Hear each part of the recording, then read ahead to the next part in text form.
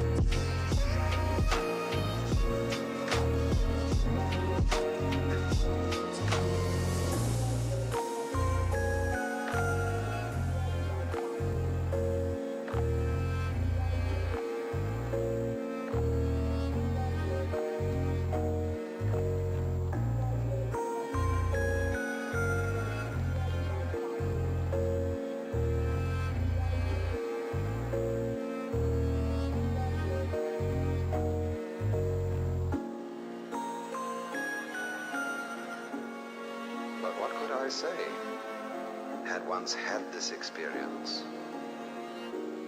and wanted it again more than anything else in the world.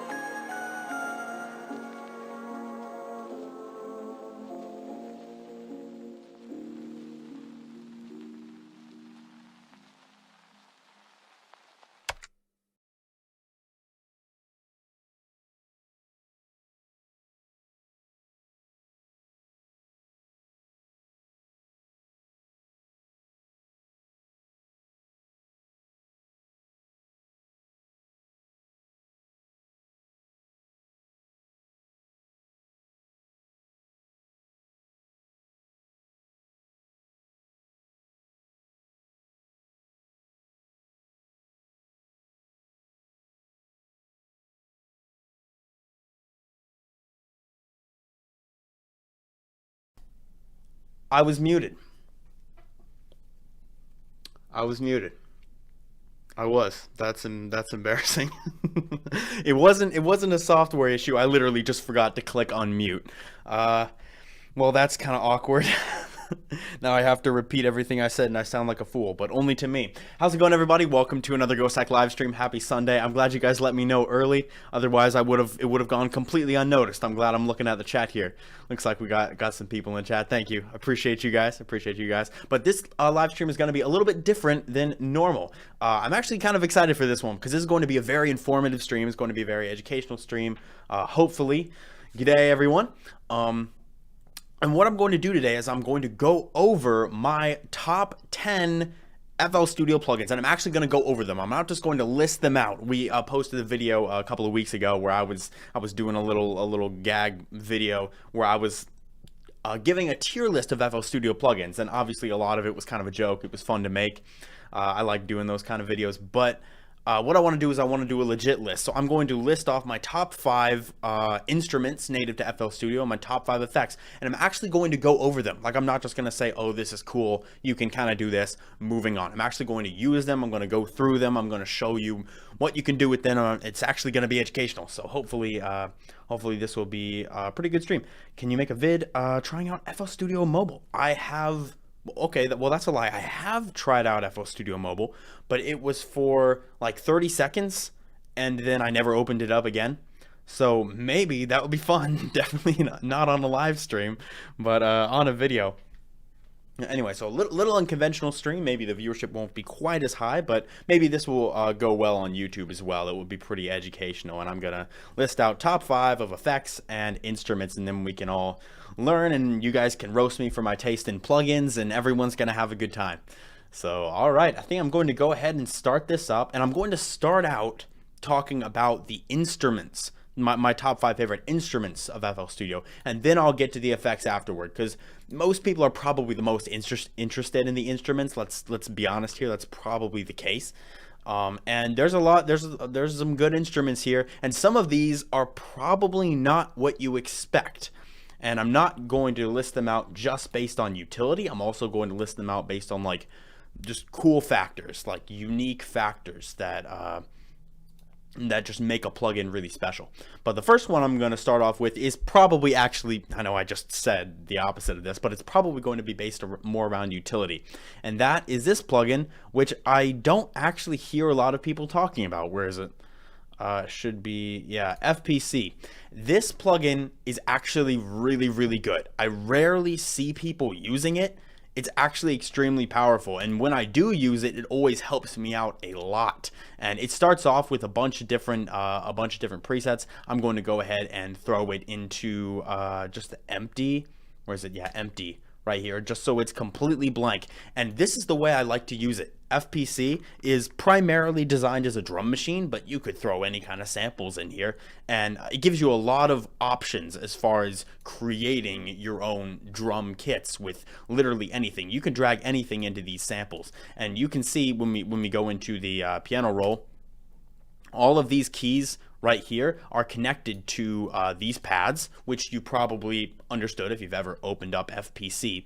But basically, you can take a sound. Let me just do this as a quick example. If I want to get just some kind of drum one shot, then that's really not that hard at all. All I have to do is come in here. I could go in pretty much anywhere actually, and I could go into sound packs and take a snare perhaps. Let's take a snare and we'll use that. Right? I can grab a snare that I like. That's not a bad. It's like a 909 kind of snare. And we'll drag it right in here. And now we have that. That's pretty simple. And you can see not only are you able to trigger this like drum pads.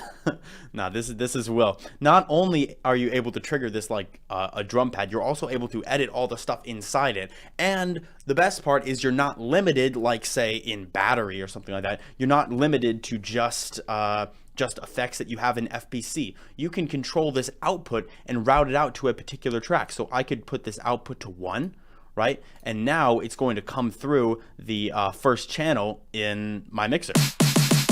There. And if I took a different sound, let me just go ahead and grab a kick. Sure, we'll take that kick. We're not really focused too much on the sounds right now. I could take this kick and I can output it to 2. So now we have the snare in 1 and the kick in 2. Normally I would actually kind of reverse those, but what happens is if you have a lot of drums that you're working with, this makes it really easy to almost treat it like a drum kit VST, and you can go into here and you can control the actual pattern that the drums are playing. This is a pretty simple concept. This is not something that's alien to Dave is basically obnoxious Will. It's all the toxicity that I have in my heart that's that I just output through Dave. But this is actually a pretty simple concept that is used a lot in a lot of different DAWs. Like Ableton also has a very intuitive version of this. But I really, really do like using this when I'm not using drums in audio form. I really do enjoy using FPC to control my drums, because I could also layer them. Like I like this kick, right? I could layer it, or maybe a snare is a better example of this. I like this snare. I could layer it with, say, a clap. Let's say I like this clap. I can layer the clap and the snare by dragging it right into there. And now I can play the clap and the snare at exactly the same time. And I have individual control over both the volume of these, the panning position of these, and the tuning of these. So like I could turn the snare up if I wanted to in pitch. Or I could take it down even more. Like there's a lot of control as far as creating your drum kits. And once you create a drum kit that you actually like, because you can customize everything.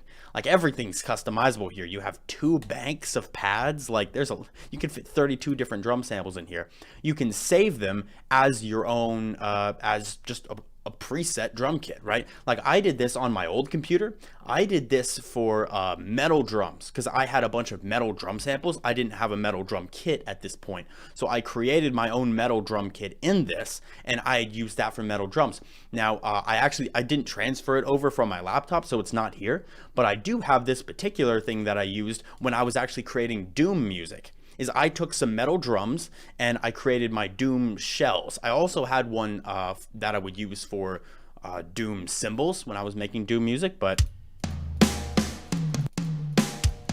this was just generally for metal drums, and I could create drum patterns really easily. And it was all a very fast rapper, Slim Shady. Ego Dave. I'm like the Slim Shady of Ghost Hack. But anyway. Review Slayer. Slayer I've actually not used much of. I really should use Slayer. What stock plugin has amazing pads? Vital. Oh, also I forgot to turn on the text. Okay, for anyone joining the stream, that's where we're starting out. I'm starting out with my number 5 FPC. But it's really easy to create these drum patterns, especially for like music that isn't electronic music. If you want to use like acoustic drum samples. This seems to be a little quiet here. Let me turn it up a little bit. There we are. Okay, so it's not nearly fast enough.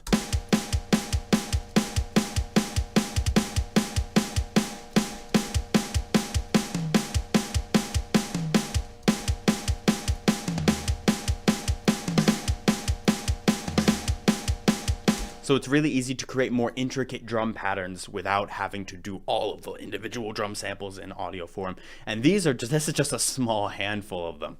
So FPC is definitely on that list, even though it's not something that I use all the time. It's underrated, and I think more people should use it. Transistor bass is not bad at all. We need more deep D&B rollers live stream. You mean like rolling basses? Like that, I love doing those.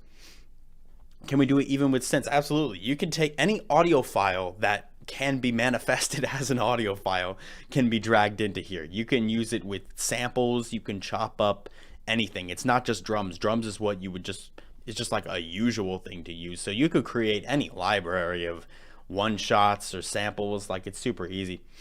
But some D&B drum kit. Heck yeah. Dave vlog videos, Ghost Hack vlogs. Oh geez, my life isn't that interesting outside of Ghost Hack. I don't know how cool that would be. But anyway, that is FPC, and you can see a lot of it is very intuitive as far as the ways that you can edit. Like let me take this kick. There we go. I'm playing it on my keyboard. But you can see I've layered a couple of different kick samples here, and when I have these samples selected, I can use like volume automation, super easy. Now I just have the click of a kick, and this would be great if you have 2 different kicks that you're using. You have like the low end of a kick, and then you have like the clicky impactful bit. That could be like really helpful to just have like a transient and add that to your snare. And if you were doing it in audio form, like I am guilty of doing most of the time, if you're doing it in audio form, then you'd have to layer that particular sample everywhere that the kick already is. But with FPC, you don't have to do that. You can literally just add it to the pad. It's pretty awesome. But I think I'm going to move on from FPC because I think it's pretty understandable, and I think a lot of people understand why this is at least in my list. It's not the top, right? Even though it does have an awesome set of features like controlling the output to whatever mixer channel you want, and also you can control which note the pad is hit on, and it gives you some general MIDI stuff as well to help out. It's very intuitive. But I think I'm going to go ahead and move on from that, and I'm going to move on to number 4 for the instruments of my favorite kind of instrument. And I'm going to go ahead and edit this text. Let's see if I can do this. Well, let me do this live. Instrument 4. Yeah, it does look like it lets me do it live. Nice. Instrument 4 is going to be, and it might surprise you, but I actually use this a lot. It is Fruity. That's not how you spell Fruity. Fruity Slicer. And a lot of people may be confused. They're like, why not something like Slice X? You know what I'm saying? Perhaps Slice X is a little bit better. And I will explain why I tend to use Slicer instead of Slice X. You do Skrillex rock and roll bass. Well, there's a lot of basses in that track. I'd have to give it a listen.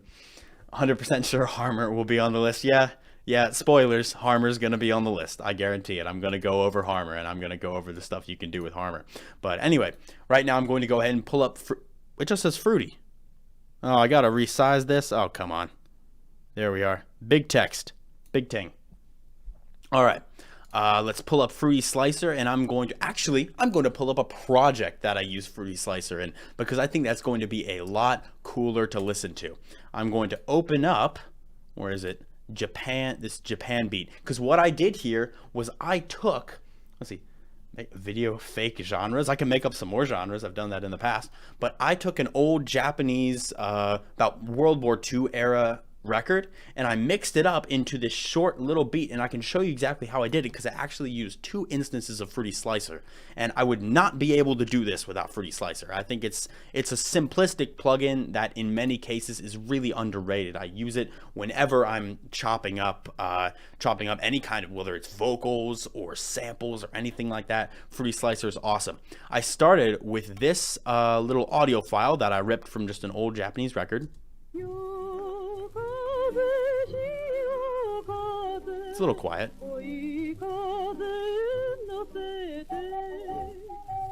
And you also have like this area as well.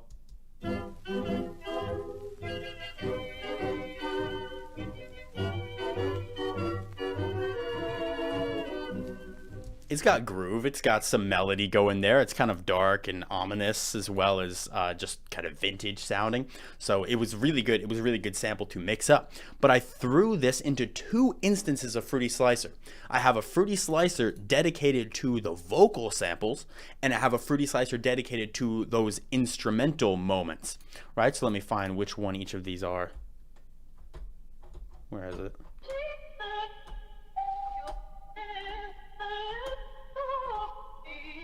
I took the vocals that you heard in the beginning right there, and I threw them into Fruity Slicer. And what I did after I declicked it, and I made sure that the samples, made sure that I have the I can't talk.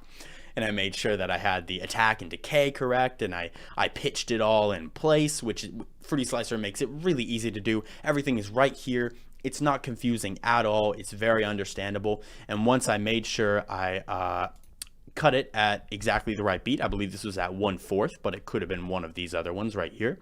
And I cut it exactly on rhythm. Now I can go into the piano roll and I can play notes according to a melody that I'm just thinking of in my head. And I created this using those particular chops. Oh, this is not the right pattern. This is the right pattern. Here it is. These are the vocals.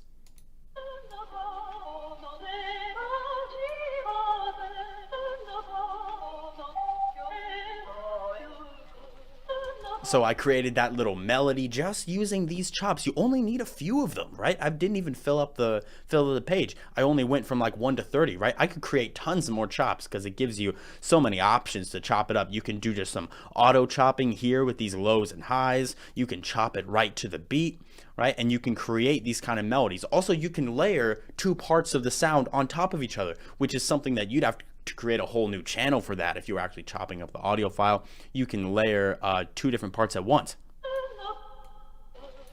I layered those 2. So it's really easy to work with, and I did exactly the same thing. I'm going to play you the beat in a minute, but I did exactly the same thing with the instrumental part as well, and you can hear it being chopped up.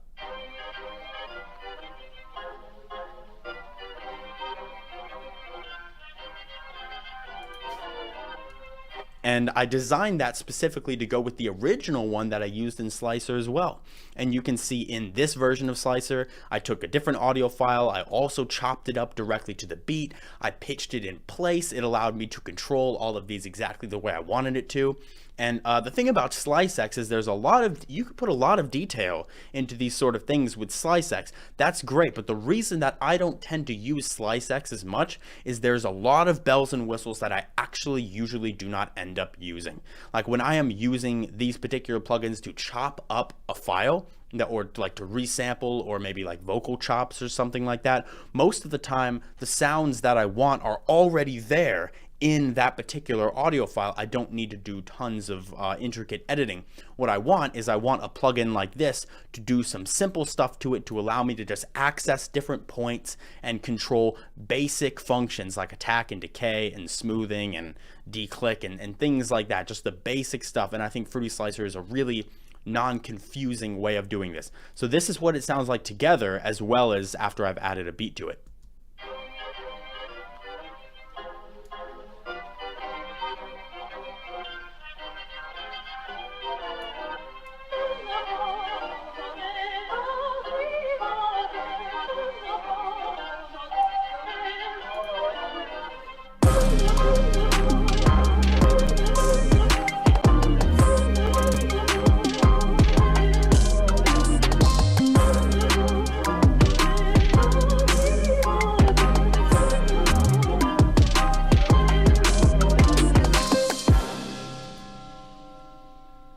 So not only did I use these chops that I made in Slicer, I also chopped up the chops that I have already made. Is there a problem with the screen? Everything good with the screen? Got a few people pretty active in the chat. How's it going? But I also chopped up the pattern that I had already chopped up. So you can see the original looks like this, unchopped.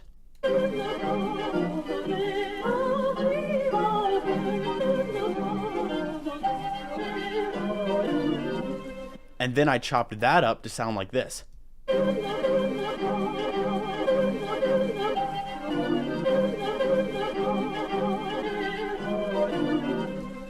So even after I've put it in Slicer, I already still have a plethora of different options I can use to chop up and mix up the file just in pattern view. And that's something that's a little bit it's a little bit unique to FL Studio as far as using the patterns. You can still do other things like this in like Ableton and Logic and Cubase, but FL Studio is heavily pattern based, so it makes it a little easier to do those chops, and you can get really creative. And obviously that's so different from something like this. It's just a complete spin, and that's where the beauty is. The beauty is in the original file, and Fruity Slicer really brings it out in just a really simplistic way. It doesn't have all the bells and whistles that SliceX has, but it's free, and this is basically everything I would need to chop up a file like this. But yeah, that is Fruity Slicer. That's definitely number 4 on my list. I use it a lot. It's very quick, it's very easy, and it's very intuitive. I'm going to go ahead and move on from this one. Let's see, new. We had a discussion about Dave and Dave's genres. Dave's going to have all of his beat is fire. Thank you. Dave's going to have his whole different genres of music. Like every genre will have a Daved version. It's like pop music, you know what I'm saying? Every genre has a pop style. You know, for country music there's pop country, you know, for EDM there's pop EDM, there's like pop rock, there's all that stuff. That's just, there's going to be Dave rock and Dave country. Oh no, there's not going to be Dave country. Never mind, cut that. There is going to be Dave EDM though. I guarantee it. All right, but moving on from this one, this is a personal favorite plugin of mine. I see some people who don't like this plugin a lot, and honestly I have a lot of trouble empathizing with them because I find this plugin just endlessly useful. It is the great Flex. I have to talk about Flex because Flex is one of my favorite additions to FL Studio. It's so convenient, it's so easy, and a lot of the sounds in here are actually really good. I really enjoy Flex. Dave country. Oh, God forbid the day I make country music is gonna go downhill. Have fun here. Thank you. See you later. Flex is awesome. I really love Flex. And what's awesome about it is they're also adding new libraries. There's a store that you can access right here where there's a bunch of different libraries that you can download if you wish, made by a bunch of different people. There's a ton of free stuff, which I've downloaded all the free stuff. It comes with just a monster amount of sounds and packs. If you go to all, there's like 1,500 sounds in here for just all kinds of, it's like Nexus, but for FL Studio, right? It's like FL Studio's Nexus, and it comes stock. It's free. They could have easily charged a crap ton for this plugin, and people would have paid, but it's free, which makes it a really good FL Studio stock plugin. It's really awesome. You have real instruments as well, like you have guitars. You have a bunch of different kinds of guitars right here. You have pianos, you have strings, there's winds as well, which includes brass and woodwinds and stuff like that. There's like general MIDI stuff as well for if you just want general usual things. There's all kinds of weird one. There's electronic stuff. There's a whole library of just 808s. Like there's so much you can do. And one of my favorite things to do is to go into all and just hit this button right here, which I'm so glad they added. It's the random presets button. And I don't think I influenced this at all. I don't think this is big enough as a channel to influence something like that. But I wanted this when Flex first came out. I really wanted a random presets button, and they gave it. So now you can just scroll through different presets.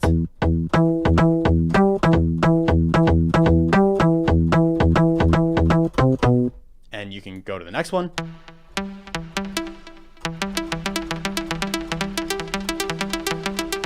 It's just really easy. I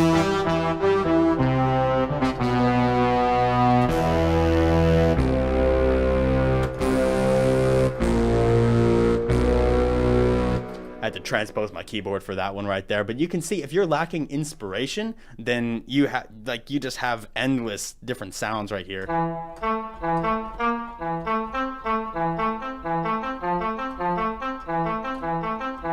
And it just goes every which way possible because you have all kinds of synths and bass and real instruments, and it gives you a little bit of control in how you just control over the sound, right? If I pick one that I like,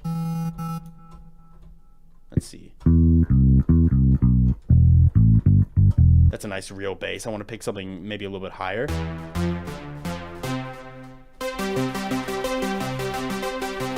There we go. So that's something a little very understandable, just a classic sort of detuned synth sound there.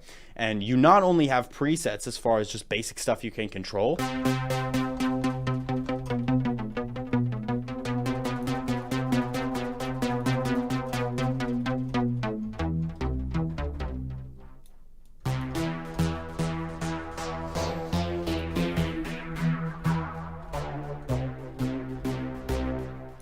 You also have other kinds of controls, such as just your basic pitch. You have a filter.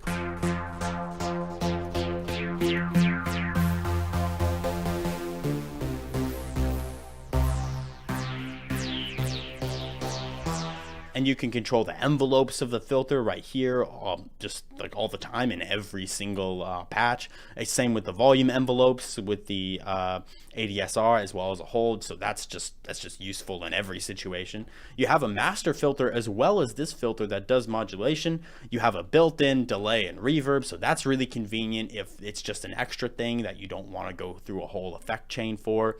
There's also a limiter at the end to make sure you're not peaking and you just have some basic volume. So this is like just a really quick way of scrolling through some simplistic instruments if you're just looking either for some inspiration or for things to add in the background of your track, or just things to start out your track with. It's like there's a ton of stuff here, and it's free for the taking. Talking about pirating? I'm not talking about pirating. we don't support pirates here. Almost as good as Flex Tape. Dave Country forever. FL Studio 20 Producer Edition is not free. This plugin is free if you have FL Studio 20 Producer Edition. Deep DMB rollers. Maybe I can make one of those today. You could probably go into something like go into Flex and say all, and then I could search through these tags, because you can search through the tags down here. If you hit tags, there's a bunch of different ways you can search. Not only can you search for the actual name of the preset if you like one, I could say, okay, I want a bass and I want it to be dark, right? A dark bass, and maybe I want it to be, let's see, long, and then you can look through some different basses. I want something that's not, I want like a synth bass.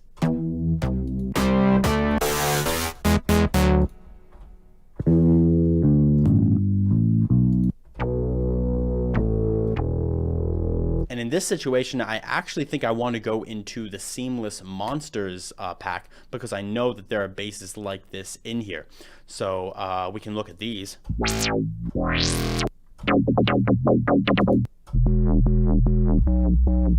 See, that's kind of cool.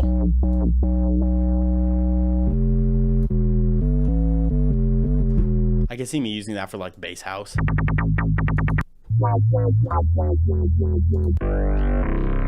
There we go. That's like some rolling.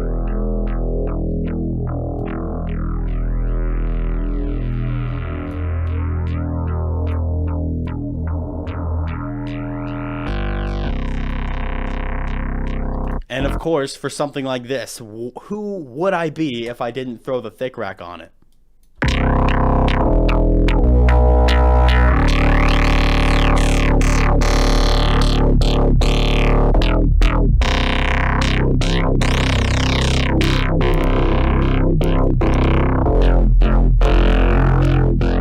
So there's also sound design options as well, and stuff like this as well, like more interesting sort of experimental stuff, which is things that I really like. Obviously, there's a bunch of useful things as well as creative stuff like that. So especially when you could run it through effects, obviously you could just do worlds of magic with that. So Flex had to be on this list. It's crazy useful. I use it all the time, and yeah, there was no way I was leaving it off there.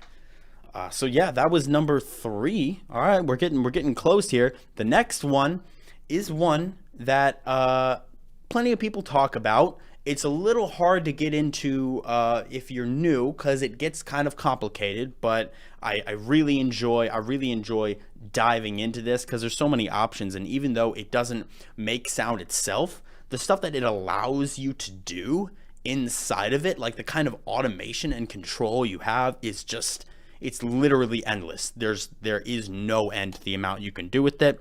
Some people might already know what I'm talking about. Let me go ahead and give you my number 2 top favorite instrument of FL Studio. It sounds weird to call it an instrument, but I'm going to refer to it as an instrument from here. It is Patcher. Patcher is so cool. I'm so happy that I figured out generally how to use Patcher, because it's just the most useful stuff for like creative uses. Because Patcher is not just an instrument, it's also an effect plugin. So I'm going to go over how you can use it as like an effect plugin as well. So it's not going to be included in the effects list, but this is just there's no way I could leave this one off, just due to the routing capabilities that this thing has. And like I can start off simple. It has a bunch of presets which will just take you down a rabbit hole of fun stuff. Like this one is awesome. This allows you to just play chords with singular notes.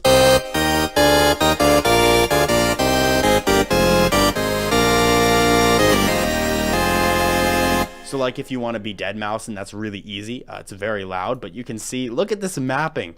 Oh my God, this isn't even the biggest thing. You know what I'm saying? Like this is incredibly, when you go under the hood, it's insane. There's so much control that you have here. So if you're if you are an experienced sound designer, or like you know what you're doing in FL Studio, then this is insanely powerful. It's not really for the newbies. I'm going to say that right now. It requires some understanding of routing and audio stuff, but it's so useful. It's so awesome. So if I were to take say something like this, I'm going to open up, yeah, you know what, I'll just take something out of Serum, because you can use third-party FL Studio plugins in here. Where is Serum? The list is twice as big, so now I can't even find my normal stuff. It's here somewhere. There it is. Okay. So if I just have a normal Serum, because you can have third-party plugins, right? I can create just any kind of random bass. So I'm just going to pull up a bass preset right here, and I can go ahead and show you like a simple use for something like this. Let me pull up some cool kind of bass.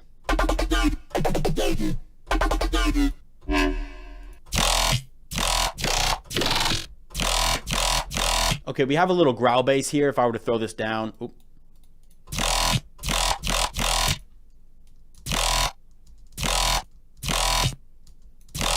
There we go. Just a little little bass right there. And what I want to do for this is I want to cut the sub. Obviously, I really don't want this thing outputting its own sub. That's really not my goal. So I can go ahead and I can add an EQ, and you just stitch it together.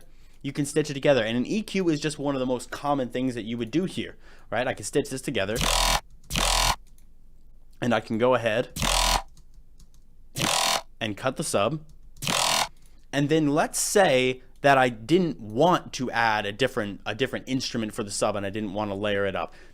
I don't have to do that. I've seen actually Seamless do this a lot, because Seamless is very experienced in Patcher. He's done a lot of stuff inside Patcher, and what I've seen him do plenty of times is he's just added a plugin, and I can go ahead and add Citrus, because I really like using Citrus for sub bass, right? And Citrus is automatically added to the chain. Now I'm playing both Serum and Citrus at the same time.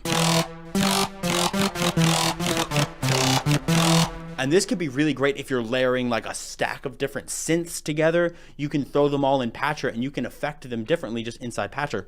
But I'm going to go ahead and use my sub preset right here.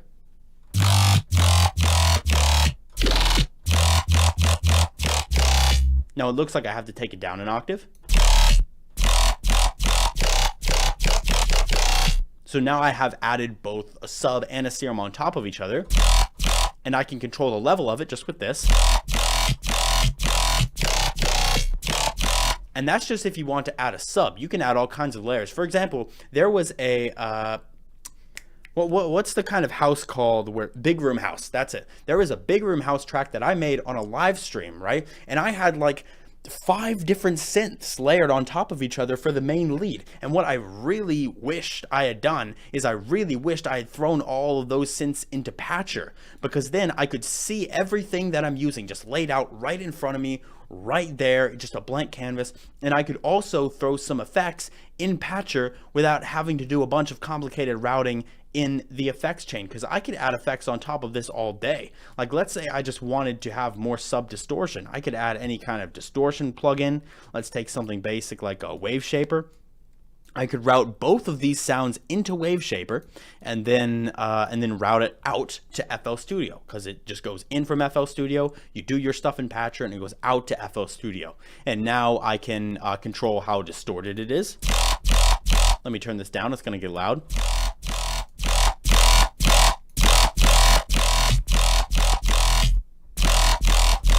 And controlling how loud the sub is from this little knob right here is drastically going to change the distortion. And just make it more crunchy. Listen to that. And then after that, you can even cut the sub, so you just have the high-end crunch from that distortion. See, you can just go all out as far as routing, and you can there's just so much you can do, especially if you look at these crazy presets right here. There's just a crap ton. Let's see. Is it, let's see what an average it has? I don't know what you mean. Instead of Patcher, use Ableton. Yeah, sure. This is Ableton and FL Studio. I use Serum a lot as well. Ever use Patcher as an instrument? No, I use Patcher as an instrument all the time. There's no problem. No problem. Then just look at this mapping. The amount that you can map and control, you can go all out. You can create all kinds of parameters. And what's really cool is I've actually done a video about this before, but you can use Patcher to make your own plugin, essentially, to design your own plugin, because you also have a surface. So let's say I have created a sound that I really like. I'm going to open up an FL Studio plugin here.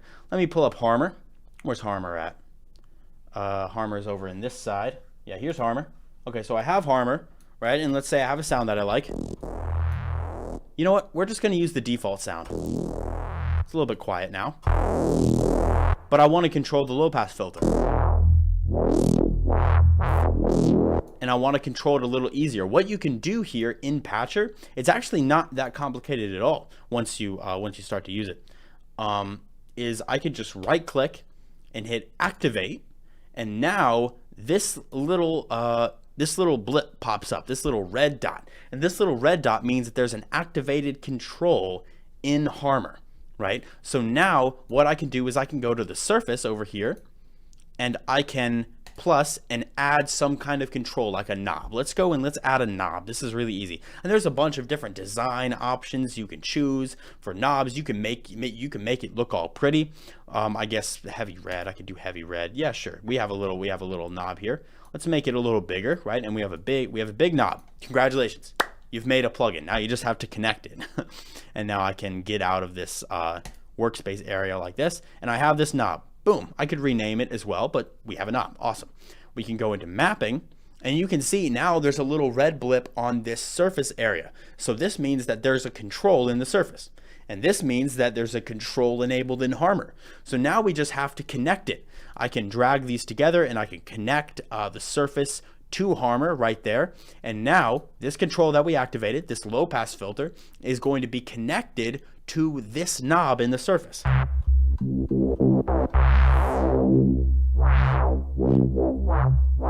I don't know about CPU, but I know that Patcher is obviously optimized for FL Studio, so it's not third party. It's designed to work with everything in FL Studio, so I highly doubt that this thing is going to use up your CPU monolithically the way that like a third party plugin you would use. I highly doubt that. It's optimized for FL, so you shouldn't have too much problem with it. I've never had a problem with it before using Patcher. Mostly if you use heavy CPU plugins in here, then obviously that's going to take up a lot, but Patcher itself I really don't think takes up that much CPU.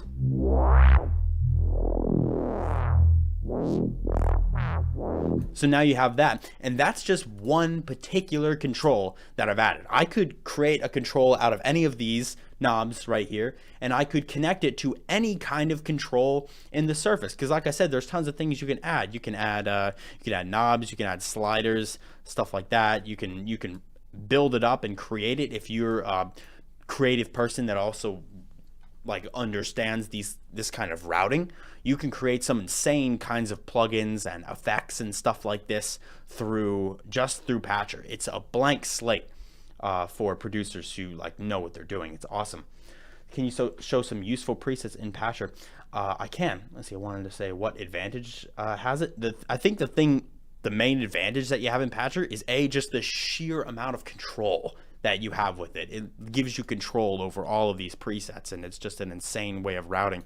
And you can also use it as an effect. For example, I use Patcher as an effect all the time. And I can show you one of the upsides to this. I can just use this sound. Let me go in and I can just use this particular default Harmor sound, and I can show you how Patcher can be used as an effect as well. So I can pull up Patcher as the effect. There we are. And right now there's nothing because we haven't connected from FL Studio to FL Studio. That's the audio signal in and out, right? And I've made some presets using Patcher, such as this is a really useful one, EQ the Verb. Basically what I wanted to do is I wanted to create a reverb that I could control the EQ spectrum of, so I could specifically control different types of reverb. This is what I've done here. I have the sound here. Let me remove this real quick. I have the sound going out just completely dry, and I also have a separate signal that I created that's going through an EQ. Now what I did here, I made this specifically because I wanted to make big clap samples for a sample pack, and I wanted a kind of reverb, right? Or I wanted to add more clappy reverb to a snare, and I created this shape, and then I added reverb on top of it and brought the dry all the way down, so you just have wet reverb. And what I've done here is I've taken this wet reverb signal that I've created, and then I've routed it back to FL Studio. So now we just have the reverb that we EQ here.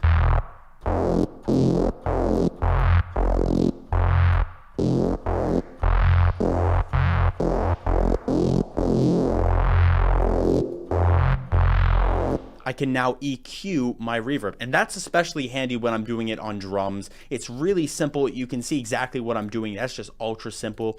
I've done a little more complicated things that gets a little more, there's a little more stuff going on. Like I've created this plugin, which is basically a recreation. You can see I've colored it a little bit. This is basically a recreation of Endless Smile from, not Noise Bud, what was it, Data Life? Yeah, Data Life.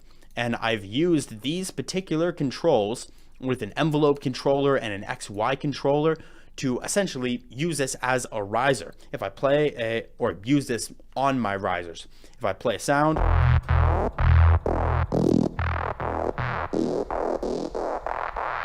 that's what it does. Essentially, what happens here is the stereo field slowly closes. I have a low pass filter just dipping down a little bit, taking out some of the harsh high end. I have a high pass filter coming up, getting rid of the bass. And I also have a little bit of room reverb in the background to make it sound like it's a little further away. And I also added an extra knob here where you can control the reverb level. So it could be almost completely dry, or you could have a lot of reverb. Right? And that's just by controlling these different things. You can see here's the reverb that I'm controlling with the envelope controller. Here's the EQ that's doing this shape. You can actually see it move when I go into the surface. That's what I'm doing with that. As you can see, I'm also using Maximus to control, I believe, both some levels and control the stereo image, which is a stereo image falling in. So I can have this seamlessly in FL Studio just using FL Studio plugins. I did something like that with Telephone as well. This is one that doesn't look very pretty because I actually made it on a video. I did a whole video on the GhostHack channel about how I made this particular preset, but I use this as basically a telephone preset. So I have the sound, and if I want to telephone it,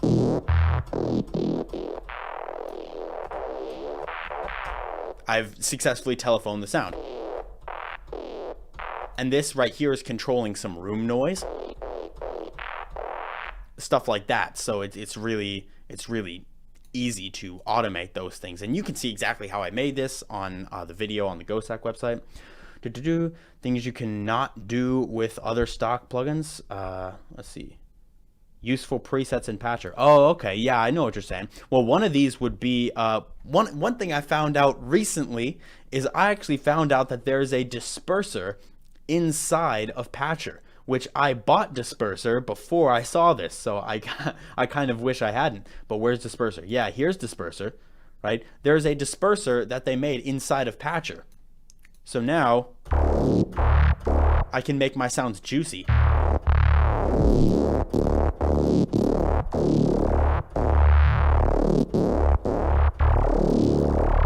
Now, normally this is something I would do with the Disperser plugin right here.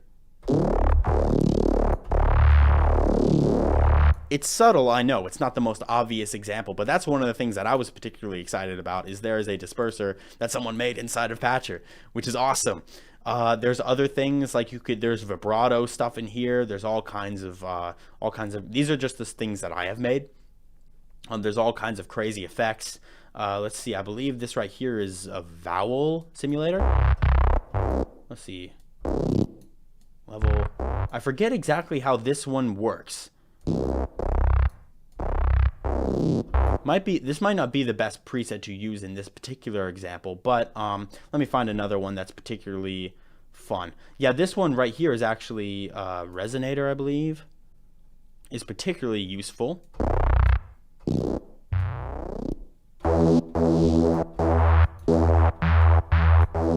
Why is this not working? Oh, it wasn't enabled. No wonder it wasn't working. I hadn't enabled it. Never mind. Let's see.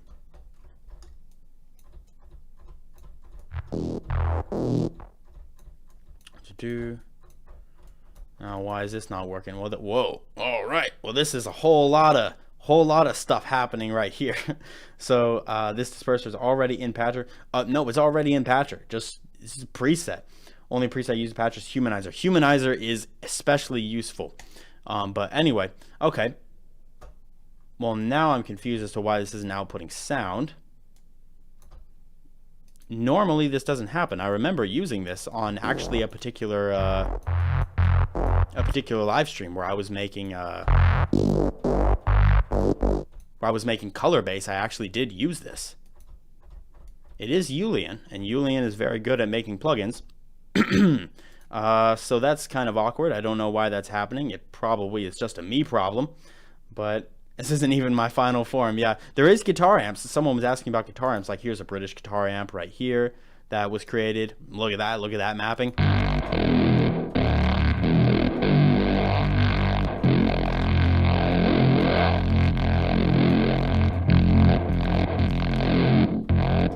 So obviously this would sound a lot better on an actual guitar, not just a Harmer preset, but you could run anything through this. So there's a lot of creativity in here, and I know I've spent a long time talking about this particular plugin, but I really do think it's worth it. I think that this is an insane tool. There's simple EQs. There's all kinds of stuff you could do with this. It's endless. It's endless. It's endless. And now I'm going to move on from that. And I think a lot of you might be able to tell what plugin is going to come next. To robust MIDI processing in Patcher as well. It is not quite as common. You could definitely do it. There's tons of things you can do with that. Ton of things you can do with that, man. Made your own Diablo plugin. Hey, yeah, if there's a simple plugin that you think you can make just in FL Studio presets, hey, make it in Patcher and then just save it as a preset. It's awesome. Hey. All right, so I'm going to go ahead and I don't know why that was still. Oh yeah, it was the effect version. I was using the effect version. That's why. I'm just an idiot. But all right, Patcher effect. Yo, that would be awesome. Can I make a Patcher effects preset or a Patcher effects pack for a ghost hack? That would be awesome. I'd love to do that. But anyway, and lastly, for number one, let me go ahead and change this. Should be no surprise to anyone who knows me. Harmer. Number one is Harmer. It's my favorite stock plugin of FL Studio. And now you do have to pay for it, but I still consider it a stock plugin. Like, it's native to FL Studio. You know what I'm saying? And I think the reason I like Harmer is purely from just a creative perspective. I am a creative person myself. I really love doing weird things to audio, and almost no one does this better than Harmer. Harmer is an incredibly awesome synth. It's an additive synthesizer, so it gives you a lot of control over the individual harmonics of a particular sound. So you can start off with just a saw wave and you could create something really weird. And I'm going to go over some of the effects of Harmer. Now, this is an intimidating looking plugin. I will be the first one to tell you, this is an insane piece of work right here. It's a beast. It's a monster. But there's ways that you can separate it out to make it more understandable. First off, you want to look at these dotted lines. It might be hard to see, but there are some dotted lines separating these particular modules, right? And these are all just different effects that you can use on the sound, and the controls are related to the stuff within their own modules. And there's also a filtering section right here that we'll go over. There's the filters, and there's the phasers and stuff like that. So first off, you have the oscillator up here that actually outputs the sound. This particular module right here, you start out with either saw wave. Oh, let me set that to default. You start out with either saw wave or square wave, which, as you can see from this beautiful, I love this this way of viewing the harmonics right here. The saw wave has all even and odd harmonics, and the square wave has all odd harmonics. So basically, even harmonics or odd harmonics is how you start out. Sorry, I had a hiccup there. Anyway, that's how you start out, with either odd or even harmonics, and you have control over phases and maybe sub-frequencies. You can see I added another frequency just with this bottom sub right there, and you have other controls like blur, which are a little less obvious when you're using just a saw wave.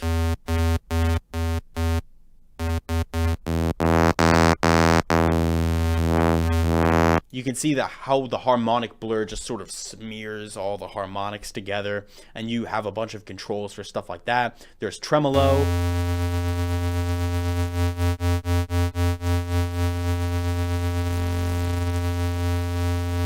and that becomes pretty useful for panning and just quick volume automation. You have harmonizers.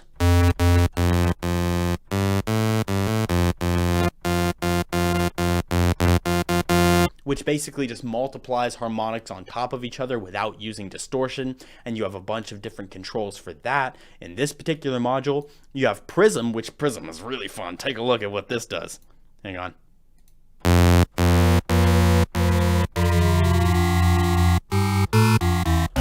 What is that?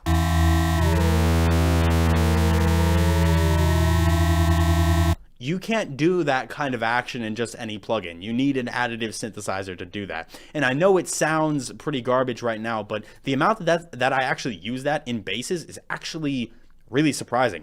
For example, I like to move this down an octave. Let's see. Yeah, there we go. We're at bass octave now. I like to use Prism just subtly in some basses. So let's add a bit of unison here from this unison module. It's really good for supersaws. I love doing synths with this as well, but I can mess with the phases.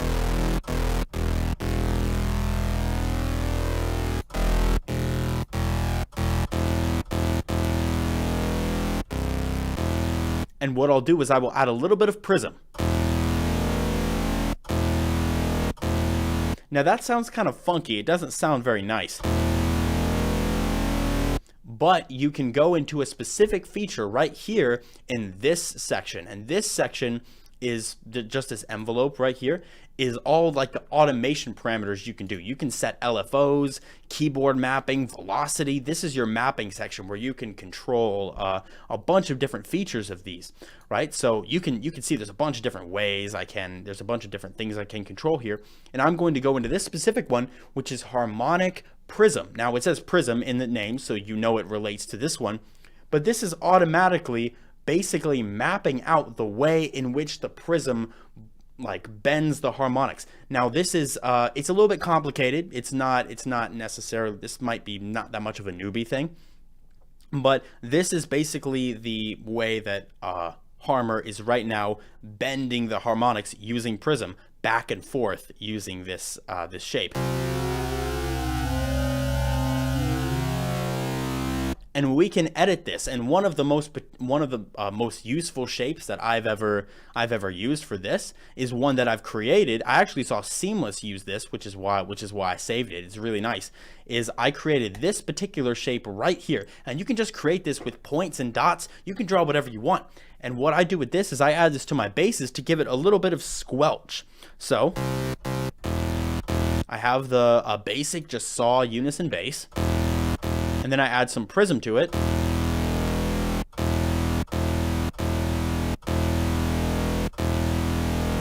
And it has a subtle bit of squelchy texture. You can't even really see it here. But it creates just slight variations in the harmonics that makes it sound more bubbly, and this becomes more apparent, say if I run it through a little bit of log distortion in the effects section. So now we're bumping over to the effects section, and you can see we have some distortion, delay, chorus, reverb, compression, basic stuff like that. So now we have something crunchy. Let's throw some compression on this.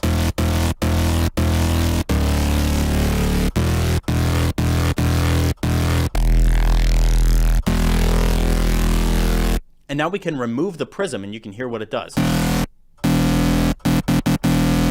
That's our sound. We add Prism. The Prism gives it life. Like, that's what makes the bass cool, right? Is that Prism. It's so subtle in the background, but when you add like distortion and stuff on top of it and compression, it makes it sound like a real thing. I like Harmor a lot. Really do like Harmor.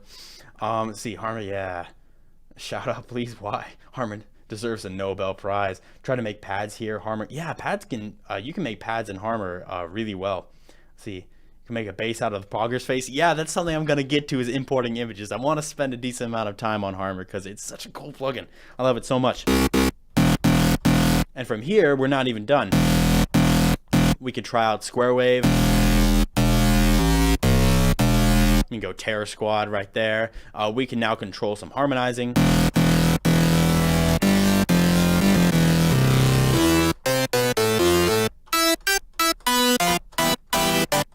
And suddenly we have a synth. We could maybe control the detune. Now, okay, that's Terror Squad right there.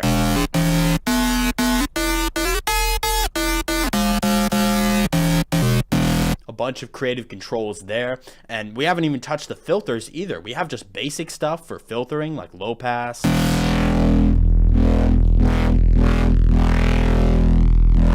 Listen to that crunchy distortion. Let me go into the advanced tab, and I'm actually going to change the unit order here of the way in which these things are routed. Again, especially in the advanced tab, it's not really a newbie thing, but it becomes really helpful if, say, I have this low pass all the way down,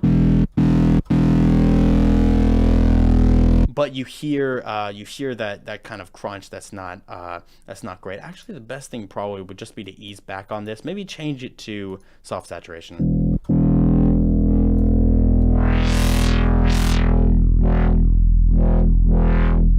There we go. That's a little better. But in the advanced tab, like I was saying, you can change the unit order of these effects. For example, I can put the blur after the phaser like it is right now, or if the blur is messing up the phaser action when I'm using the phaser, I can just scroll this down and put the phaser after the blur, so it gives you control over stuff like that, as well as the effects order.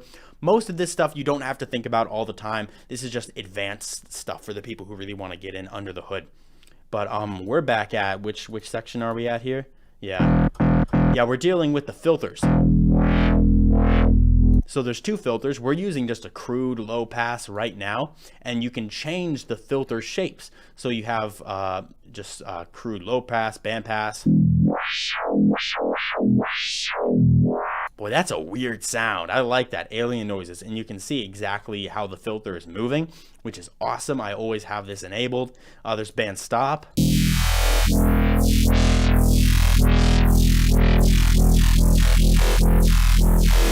Let's go in yoy. Anyway, that's just a band stop. There's a high pass as well, so you have your basic stuff, as well as you can control like the width.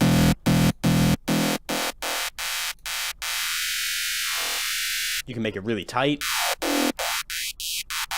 And look how perfect that is. Look how completely silent. Because Harmor is an additive synthesizer, it's actually manually controlling the volume of the individual sine waves, because these are all sine waves, and it is manually controlling the volume. So this filter isn't even technically a filter. You're controlling the volume of the sine waves. That's cool, and that allows you to get just crazy clean sounds out of it. It's so clean. And of course you have resonance as well.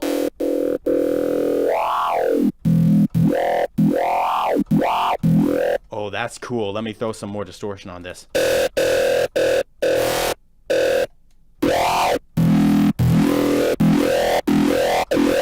Yeah. You can control the width of the resonance. What on earth is that? Make screamy stuff. That just sounds mean. That is mean. It's crazy. Whenever I hear a wow filter, my mouth automatically moves to make yeah. I always do the same. I'm always like, whoa, whoa, whoa. It's like when you draw a face. Have you ever drawn a face and then you mimic the face that you're drawing with your actual face? It's exactly the same thing with me when I try to make filters. Zodiac's back. How's it going? Is the unison order automationable? Yeah. Automatable, not automationable. Absolutely, you can change the order right here. It is actually. I've never tried doing that. You can create automations for it. Dang. Well, that's cool. You can automate the unison order. There's also different unison types that you can control as well. But the cool thing about this is you can create your own filter shapes. This is something that I really, really love to see anywhere that I find it. Is the ability to create your own filter shapes. Let's go into custom shape 1, right? And it just gives you this, which is basically no filter. There's no filter happening here. Let's turn down the resonance. There's no filtering. It's just completely flat. But I can create, say, like a notch filter by going like this. And you can see I've created that notch. Let's bring the width back up to a normal state. Yeah, now you can see that there's a dip there. So I could create something really weird. Like I could create a shape like this, and I want it to want the filter shape to look exactly like this. You can see I have that. Let's bring the width down.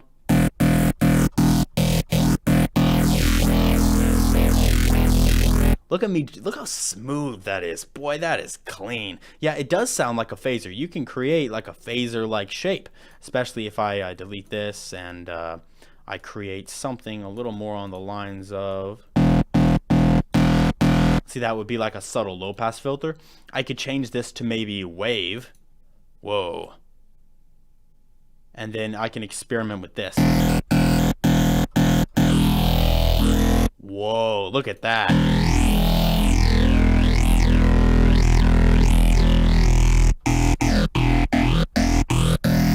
I've created a phaser. We can make the width more. Now it kind of sounds like a vocoder. Let's make this even more extreme. Look at those harmonics.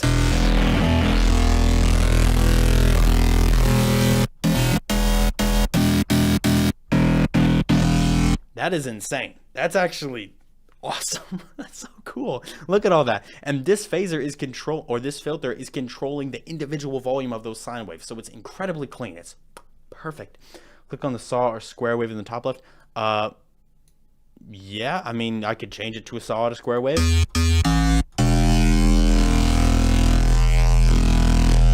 But also you can go into these areas, and if you click it, you can actually change the harmonics that are in this particular saw wave. Like right now, for example, there's a completely even distribution of harmonics across the spectrum. I could take out a particular set of harmonics in the middle if I wanted to. Like let me make this, let me default this. Let's make something synthy, not really bassy anymore. I'll come back to bass action, but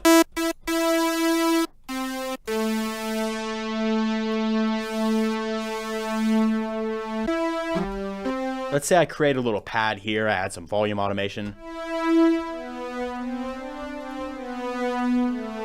Reverb, delay.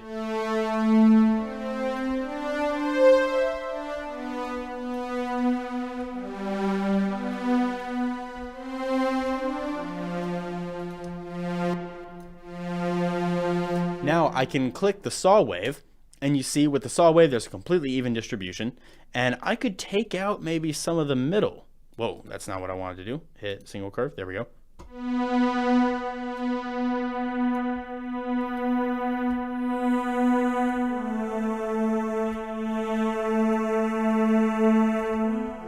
And I've basically, let me take the harmonizer down. I've basically scooped out a middle section. So in that way it's very similar to a filter, but actually it is changing the shape of the waveform. Look at that saw wave. That's a weird shape.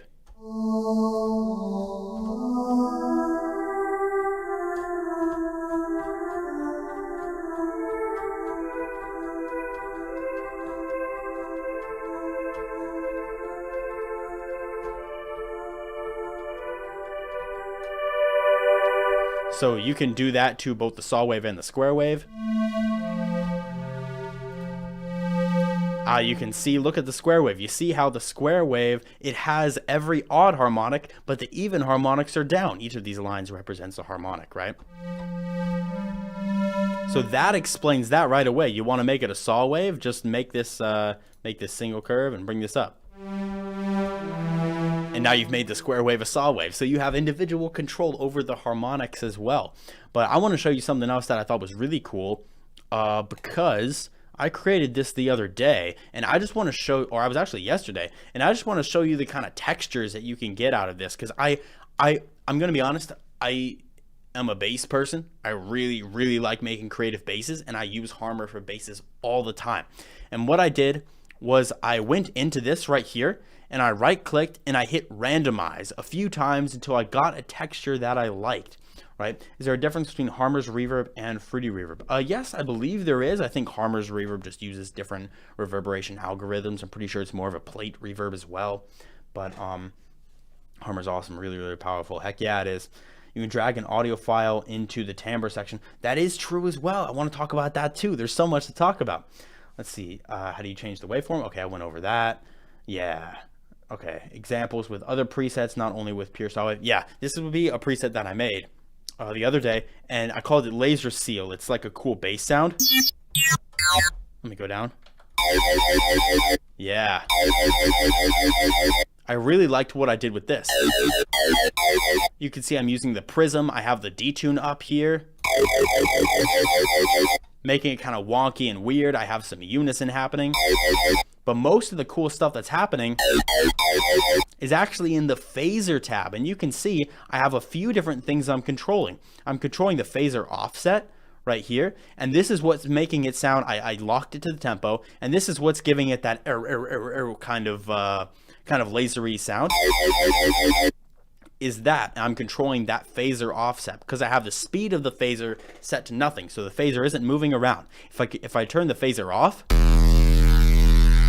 that's all it is. But I have the phaser on harmonic mode and on Disperser, so that it interacts with the harmonics in a really strange way. And I could turn up the mix.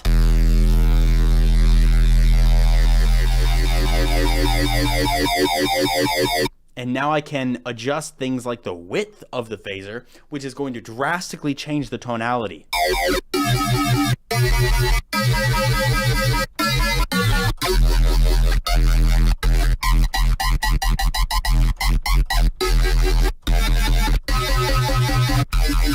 Look at how pretty that looks. It's like crystals. They're like little crystals.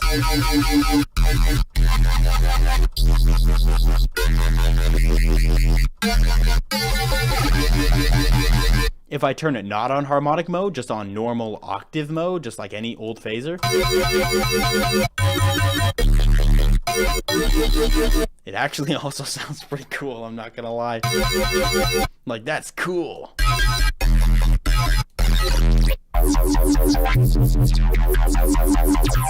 Why sound so noisy? Yeah, this is just a creativity. You can't get this in just any old plugin.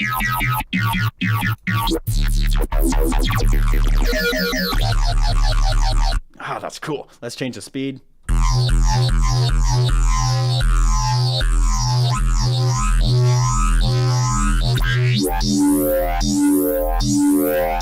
Ooh, alien spaceship.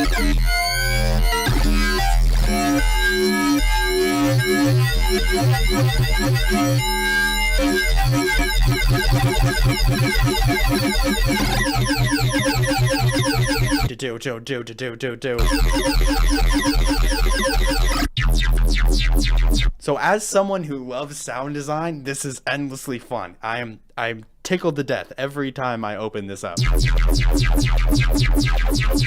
Oh, that's cool. But that's just using the phaser, the unison, the saw wave, the prism, and some effects.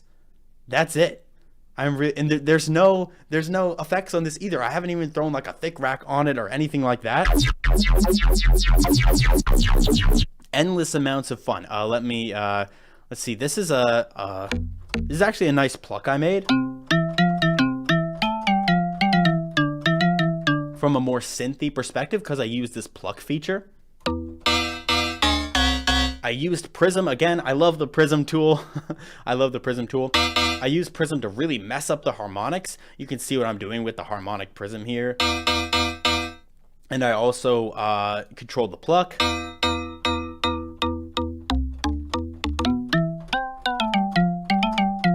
So it sounds really organic. You can get very organic sounds out of this.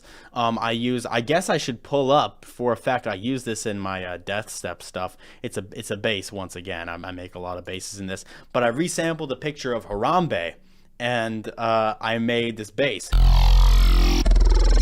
Whoa.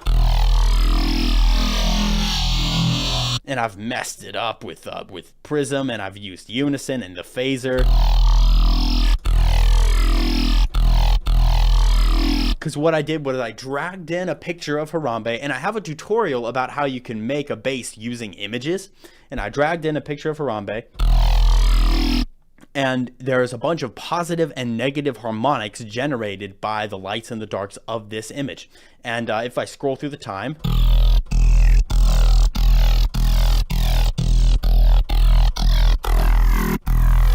it has a slightly different texture everywhere. And one of the important things that I did here is right here. These two, these start out, well, the scale really, it starts out like this. So you're getting these weird shapes and mountains again. Look at that. That's psychedelic. That's so cool. Anyway, you get these weird shapes and mountains, but if you bring the scale down to 0, it automatically tunes everything to C.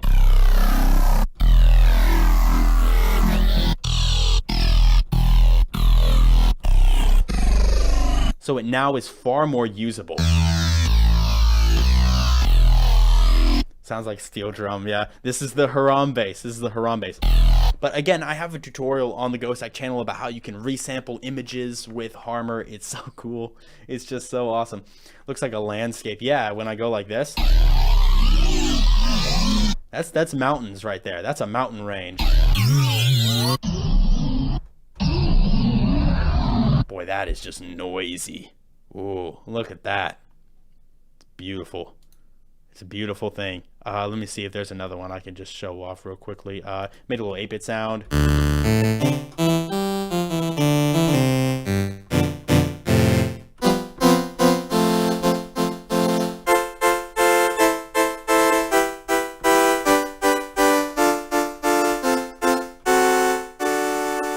So there's all kinds of possibilities. There's really nothing you can't make with it. You can make any kind of cool stuff. Here's another image.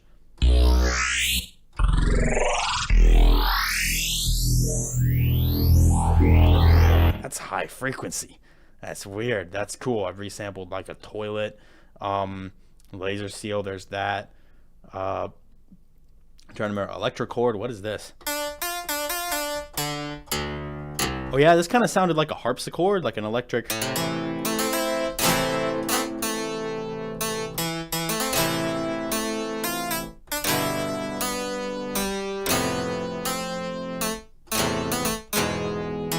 So you can play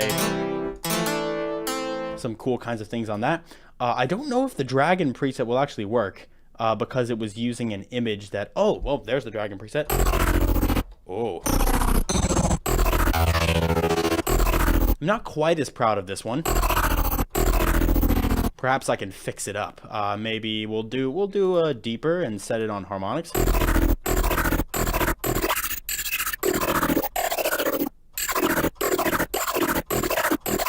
Oh, that's actually cool.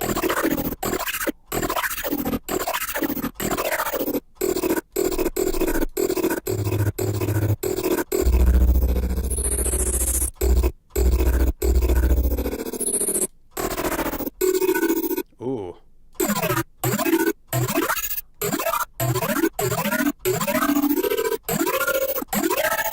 Yeah, anyway, that's so cool. I actually really like this now. I didn't like it at first, but now it's like, let me edit Articulator.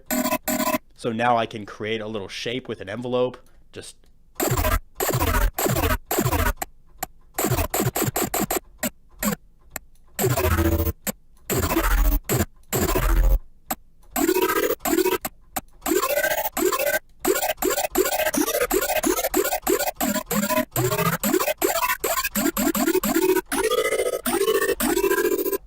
that's cool.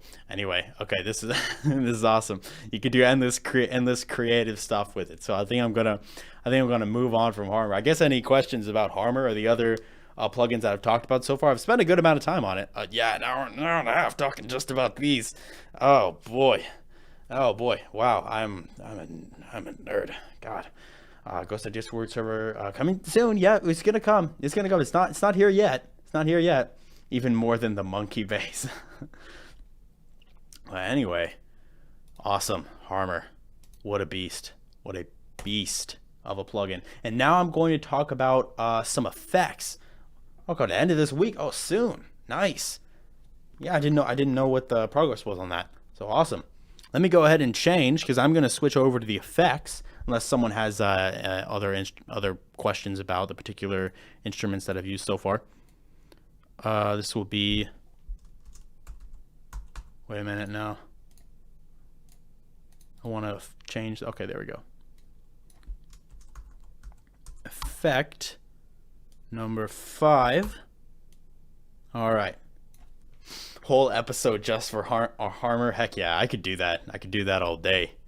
Talk about Harmer, mess around with Harmer. All right, so I'm going to move on to my favorite effect plugins in FL Studio. Now, some of these, they might surprise you in the sense that some of them are actually pretty simplistic, and I think they're just underrated and they're not really talked about and they're not used that much. There's one in particular. Number 4 is really simple, so it's not going to not gonna take very long to talk about. I just use it all the time.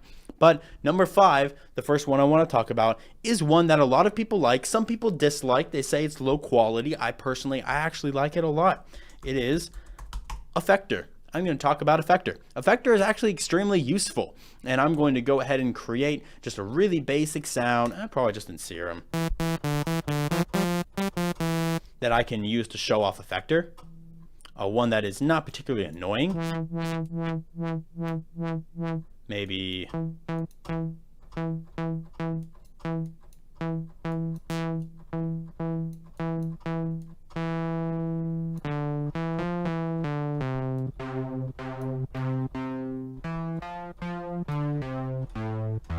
Okay, that's a decent sound that's not very annoying, so that we can listen to. So we're going to start with that. It's not very loud. And let's open up Effector. Now, Effector is kind of an OG plugin. At least it's always been in FL Studio since I've been using FL Studio. Sound Goodizer at number 1. It's always been there since I've ever been there. So you can see it's a little pixely. It's not really been updated in a while. But the amount of different effects you have in this plugin is actually extremely useful. It's really underrated in my opinion. So you can start out, you have some distortion, and it starts out bypassed, right? You can see this bypass button is on. So in order to enable the effect, you actually have to turn it off. Well, there we go. We have some distortion right off the bat. Let's turn this down so you can hear the distortion a little clearer. And now you can control X, Y parameters of the distortion. So you have X,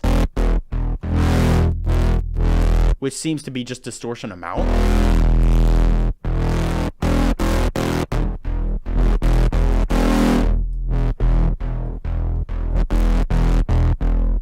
Actually, one of these might be a filter. I don't actually know. That's the weird thing, is they don't actually label exactly what the X and Y do, because they're just X and Y. They're routed to all kinds of different things depending on the particular effect you're using.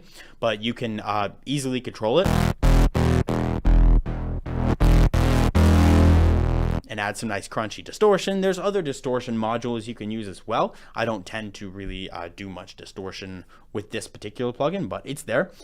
Autogun is better than Vital and Serum. You pose a convincing argument.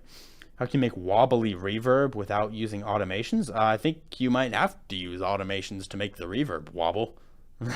I don't know. But anyway, so there's a little bit of distortion in Effector. There's lo-fi, which is this is actually, I think, the one bit crusher in FL Studio, but it's not a bad one.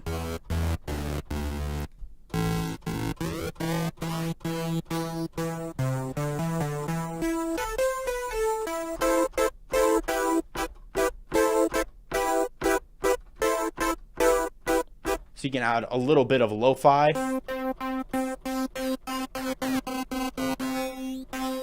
on top of your sounds super easily.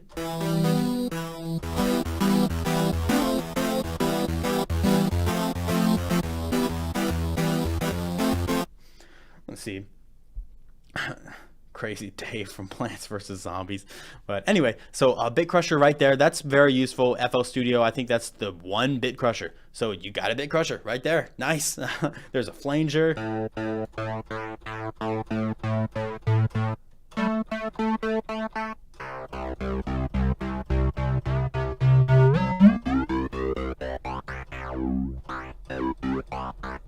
You can manually control with your mouse exactly where you want the flanger to be, because you have the frequency of the flanger here. and you have like the resonance of the flanger here. Oh,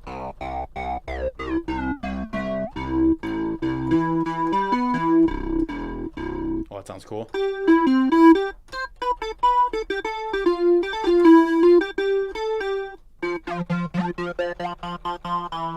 Nice. Okay, well that's a flanger. It's not particularly complicated. You can add a little bit of automation. I can talk about this right now. You can add a little bit of control to the sound right here by controlling how much these X mod and Y mod are being modulated.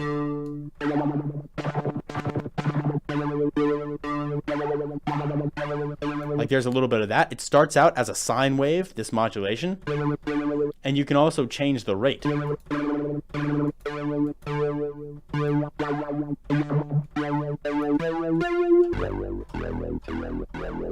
Wait. You could change the tempo.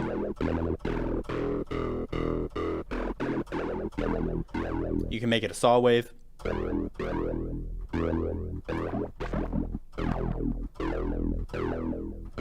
Like that's kind of cool. And now you can change the Y mod too.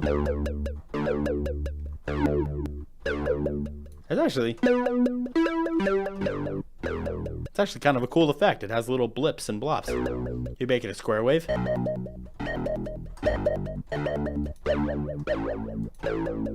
But anyway, that's just a little bit of a modulation section that you can add, and not just to the flanger. That can be added to every XY parameter of every effect on this list. It can be added to that with no problem at all. Yoink. I made a preset that is just yoink, and I don't know what it is.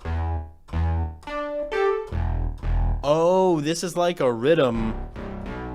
I added some like metallic delay and stuff like that. So Effector is good when bypass is turned on. Bit Crusher, Arcade Portal copied the interface from Effector. I actually don't have Arcade Portal. It looks really awesome, but I don't have it. Anyway, that's just a preset I made with the delay. I just wanted to check out what that was. Let me bring Effector back to its default settings. Effector, boom. Okay, we got Phaser, which works basically the same way as the flanger.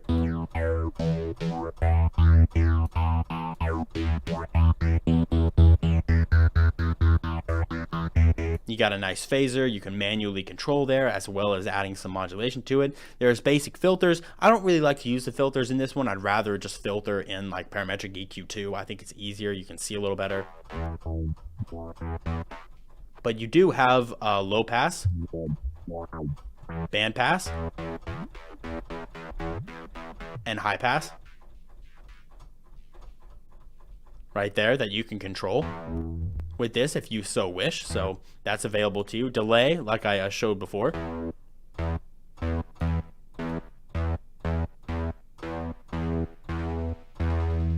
Now you can hear it. It's a really tight delay, you know what I'm saying? So really good for metallic stuff. You can slow it down.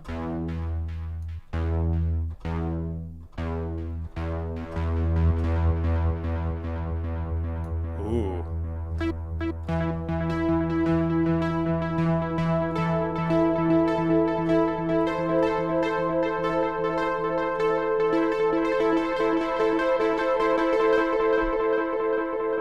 Good for atmospheres. But anyway, that's the delay. We can move on to the reverb,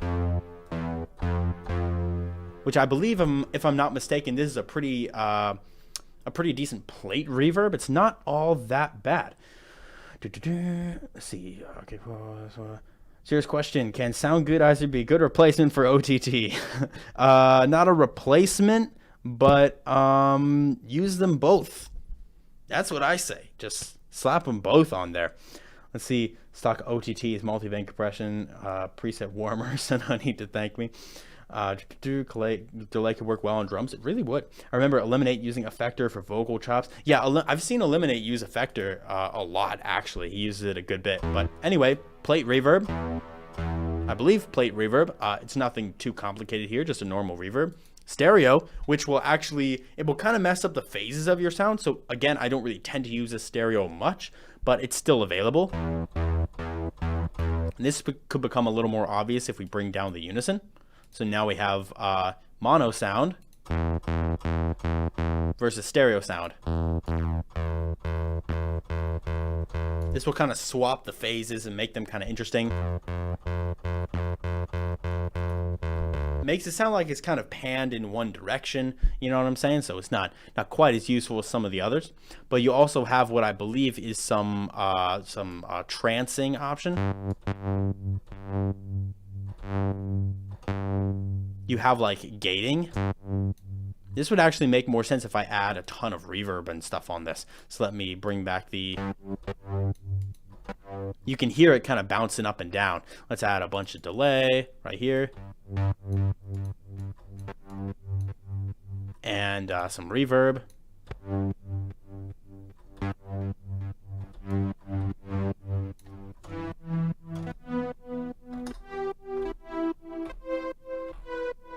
So we have a little bit of a pumping effect.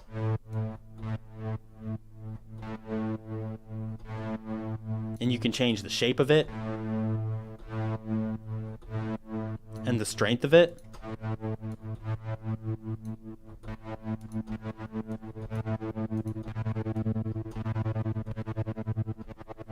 Ooh, sounds like a helicopter.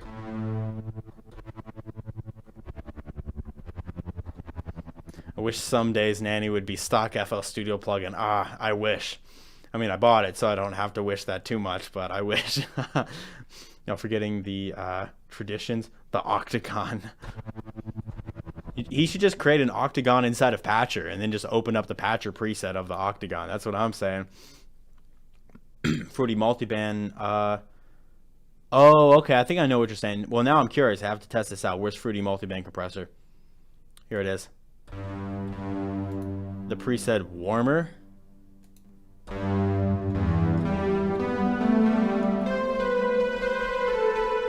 I don't necessarily think so.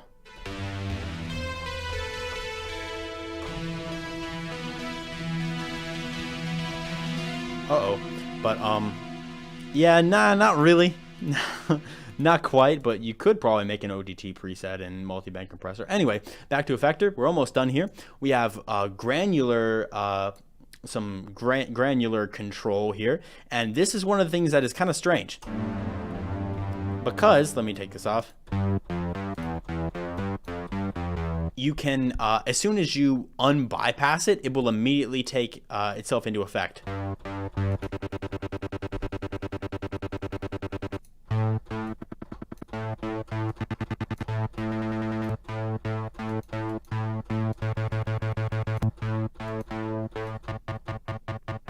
It will highlight a specific grain and it will kind of glitch it out. It will repeat that particular section.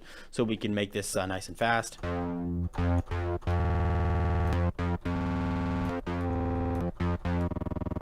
Like that. Increase the tempo.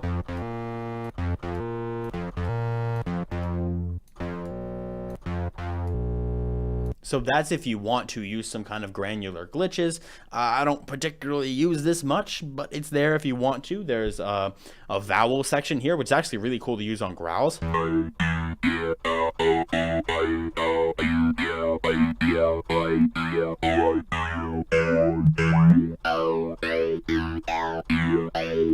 That's actually endlessly fun. I really like messing around with that. I think that vowel section is really cool. I actually use this on a bass. There's an old rhythm tune that I made that it's not like my best work, but it's pretty cool that I can play because it's my tune. And I used it on the main bass, and it actually turned out pretty cool. Let me go into, let me play a little bit of this.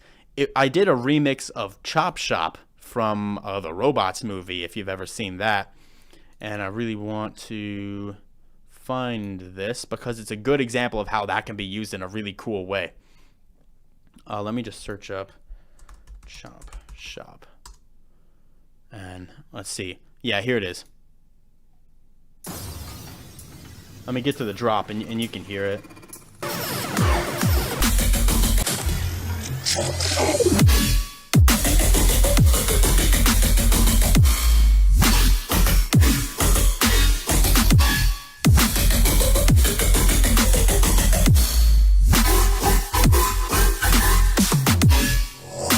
But anyway, you can hear how this particular sound could have been, that this particular effect was used.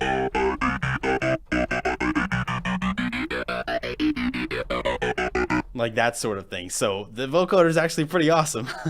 I like it. Anyway, have you ever cleaned your backups? No. I should. I probably should. I have never done so. But anyway, ring modulation as well.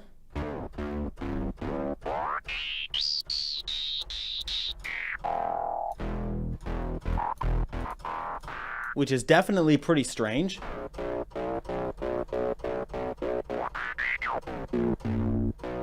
But it's available if you want it. And that's actually even cooler if you use it on something like sine waves. Let me get ooh. You can get like telephone noises.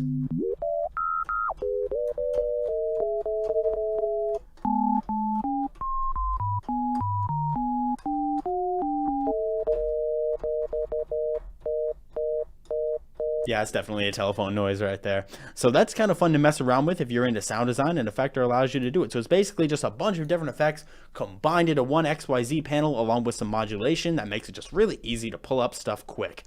So, oh, what just happened? What just happened with my voice? Anyway, okay, I'm running a little low on time. I've spent a long time doing this, actually. I didn't expect it to take this long. I'm just a nerd. So we'll continue past Effector, because I'm pretty sure most of you understand Effector now. And I'm going to move on to my number 4 favorite effect plugin, which is, oh yeah, this is the one that was actually really simple, and this is not on many people's lists, but I really want to, I really want to just mention this, is Fruity Soft Clipper. It's one of the simplest plugins in FL Studio. Like, I'm not even gonna lie. Here, let me pull up, here it is. This is Fruity Soft Clipper. It's so simple. It's just a little bit of soft saturation, and I always use this particular preset that I made, where I brought the threshold down and I brought the post up to like 95, right? This is all it is. And that's all it adds. It's just a little bit of soft clip distortion. You have a boring sub. Now you have an interesting sub. Now, the stream might be kind of downsampling the audio to make that sound kind of nasty. But Soft Clipper can actually make your sounds louder without adding audible distortion. Let's take just any kind of sound that we could use. Let's make a little saw. Let's see. Yeah.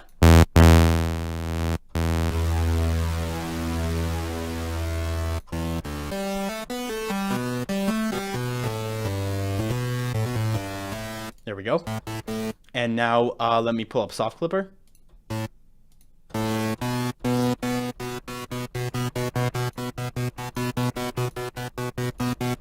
It's subtle, but you can hear that it makes it a lot more powerful. And what I combine with this is, I use this all the time. This is a major player in my thick rack, actually. Let me pull up Patcher. Is this particular preset that I made called, what did I call it? Simple Fat Rack. And this is it. I have the high frequencies, the low frequencies, and the mid frequencies separated out using Maximus. You could see in this particular one, I have the high frequency soloed. In this particular one, I have the mid frequency soloed. And in this particular one, I have the low frequency soloed. Maximus just made it easy to do that. And on each one of these bands, I added a soft clipper with this preset twice. There's 2 of them on each of the bands. And this makes it actually a lot louder because there's 6 of them. Sorry, I have saliva in my mouth. That probably sounded gross. But there's 6 of them here. So now we can do stuff like this. This is without it. And with it.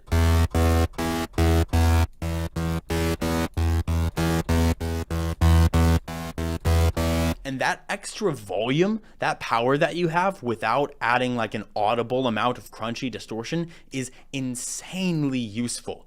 Like, insanely useful. I use it all the time, and it's all thanks to Soft Clipper. Like, you could probably recreate that kind of soft clip sound in Wave Shaper and stuff like that, but it's just so simple and charming, and I can't get over it. I can't get over it. I use it all the time.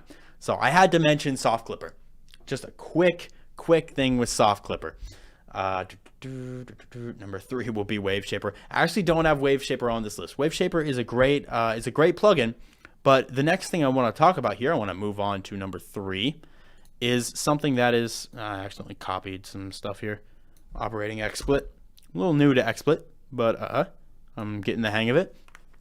Effect number 3 is actually something that a lot of people use a lot, but I think it's powerful even beyond what a lot of people understand of it. It is Edison, which is just an incredibly awesome utilitarian plugin because it helps you properly deal with individual audio files. You can really get into the nitty-gritty detail of stuff.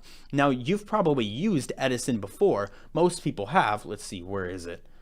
But there's a lot more interesting stuff about it than you might not realize. Where's Edison? Here it is. Okay. Edison. Awesome. Let's take an audio file. Let's throw it in here. And let's get working. Vocal hits, maybe?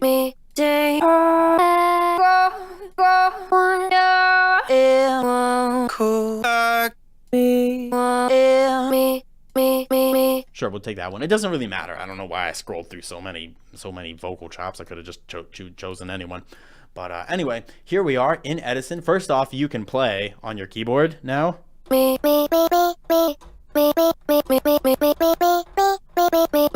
can play that just on your keyboard with Edison up as an effect plugin. I actually think that's pretty cool. You don't actually need to load something as an instrument in order to play an audio file this way. But anyway, you now have detailed control over exactly what you can do with this. For example, I can go in here and I can add a quick fade in maybe if I think it's a little too choppy. I can go in here and fade that in. I can fade it out a lot quicker, like that.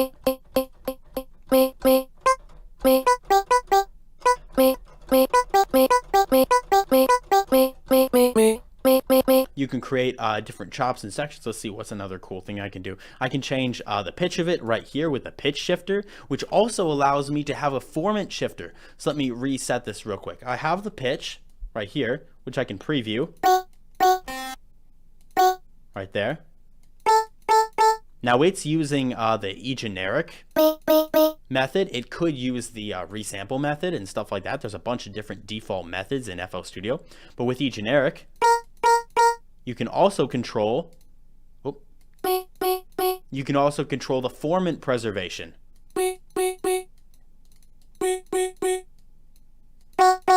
So you can make really strange pitches.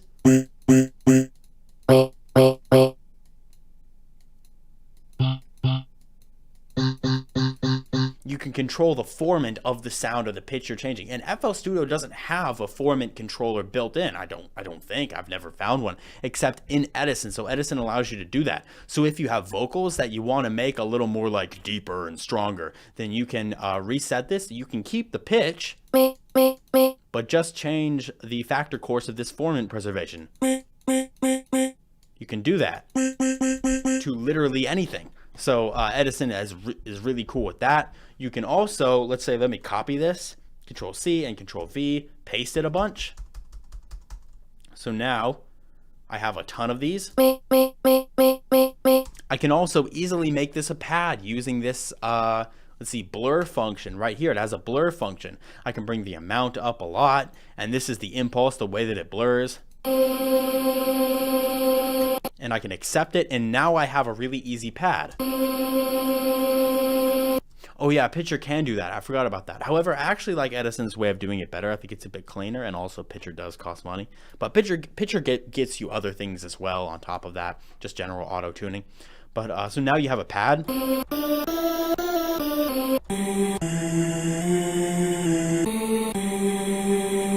Just really quickly with that blur function. I make pads with that all the time. I really do. And I can undo the stuff that I've done just inside Patcher. And there's an EQ. I can change up this EQ. You see there's some low frequency action here that I actually don't like. I don't want any of that. I want it to cut off just here. Oh, you can't even see that. There we go. Sorry. I have an ultra wide and part of it's anyway. But now I can just cut off a little bit of this EQ right here. This is a pretty nice EQ. It allows you to just draw whatever you want. You know what I'm saying? So I can cut out that low frequency mess, clean that up.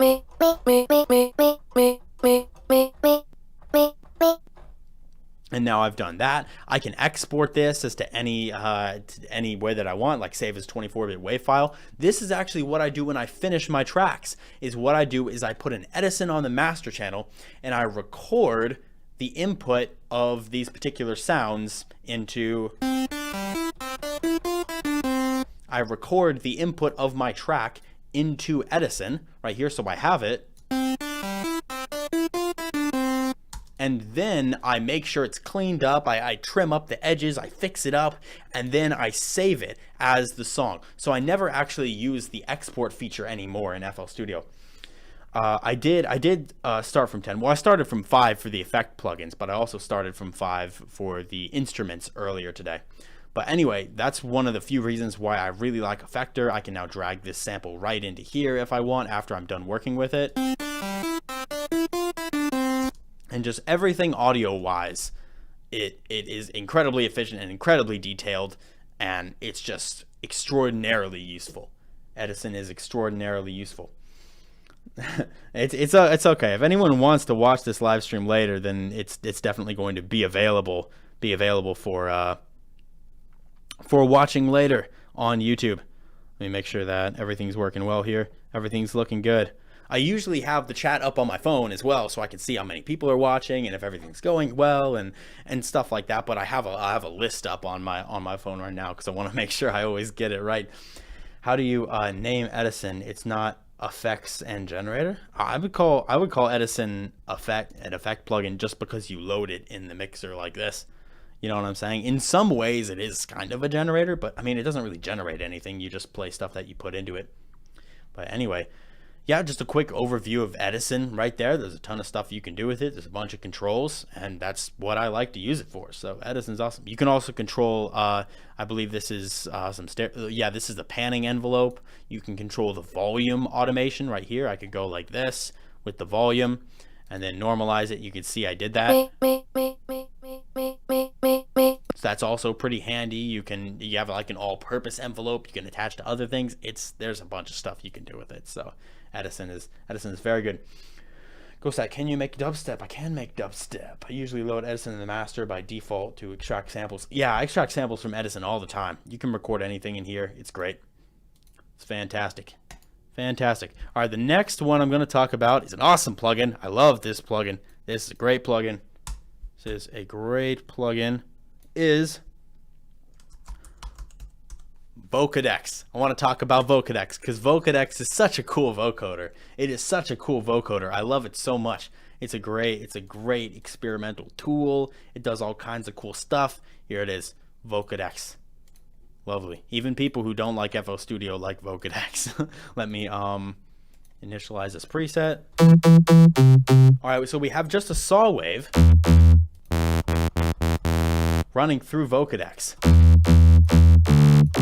And already you can hear it has some sort of watery kind of plastic quality, and I like to describe it that way. I think Savant described it that way, and I think it's a good way of describing it. But yeah, I can go in depth with Vocadex a little more in its processes because it's a little complicated. Again, the under the hood of this plugin is complicated. It's not really necessarily easy for the newbies, but it is really, really awesome. And I can start out by talking about these particular controls because these are the ones that I use the most. First of all, you can see the individual bands here. You can see them all separated out. You can take a look at them really easily, and you can change the number of bands. So here's 100 bands.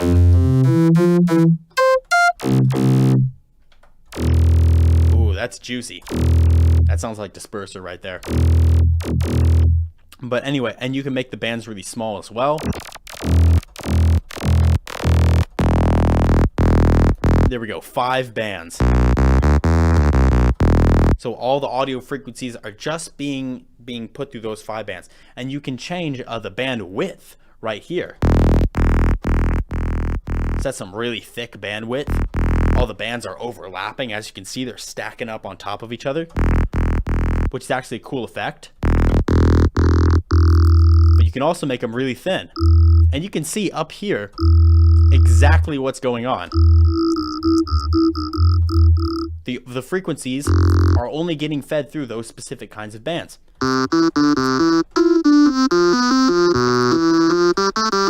Try it on vocals, please. Yeah, I'm going to put some vocals through this as well. Let's see. Wait, what are you altering to change the bands? I'm changing both the band distribution here, which is the amount of bands, and I'm also changing the band width.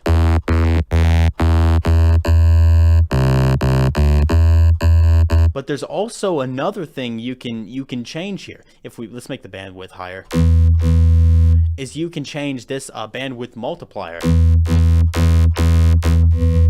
And this is basically, it sounds kind of weird right now. And what this bandwidth multiplier is basically a contrast knob.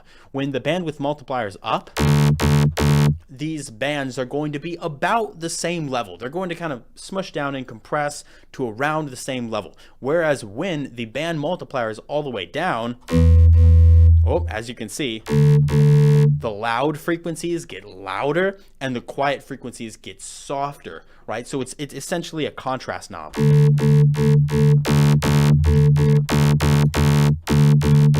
So that really can just be touched up to taste.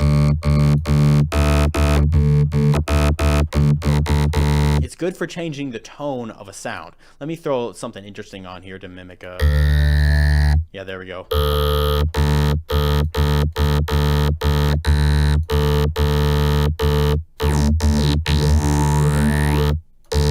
You have a little bit of a phaser action.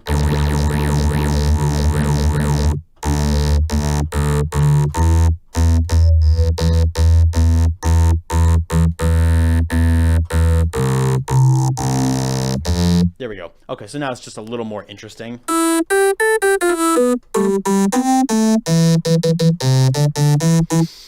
I want to know, what? Some Swedish house going over here. Anyway, we have, those are the things happening right here. We have some modulator pitch shifting, making things a little higher pitched, as well as making things a little lower pitched.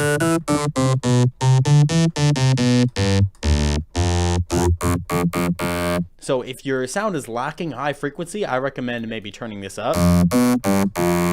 Or if it needs to be thicker in the low end, bring this down, and it becomes a little more monstrous. You can also control the modular unison order, the amount of voices that are going through this thing.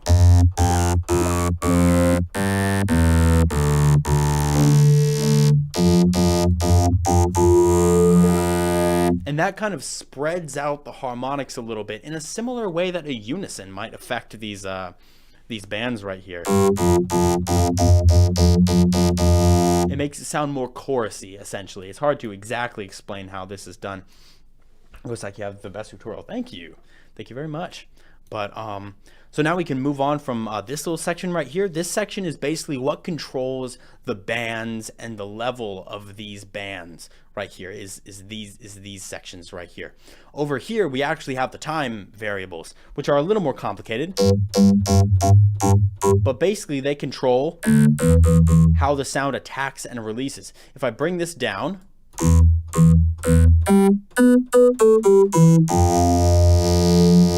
the changes are really tight and they're really sharp. I can even uncheck this minimum times function, and now it's going to distort.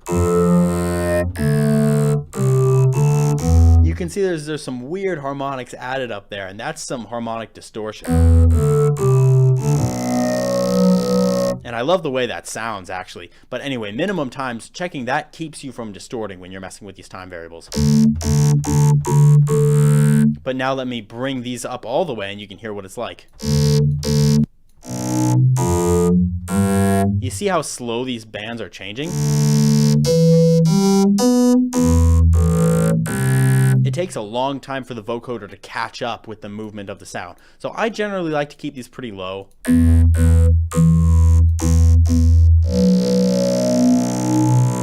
That just sounds cool. And you can change that algorithm to detecting peaks or to RMS and stuff like that. And you can control some of the details of those curves. But for the most part, that's really the 3 knobs that I use when it comes to, or really just the 2 knobs that I use when it comes to changing the time variables. And I'm going to get to this spot up here in a sec. That is where you get to use a vocoder for what a vocoder actually is meant to do. And you know what? I'm actually going to go ahead and start doing that. A lot of people know vocoding because you can combine 2 sounds. And I'm going to show you how to do that today. I'm going to show you how to do that. So let's take some kind of sci-fi atmospherics, maybe? Bass lines, melody loops.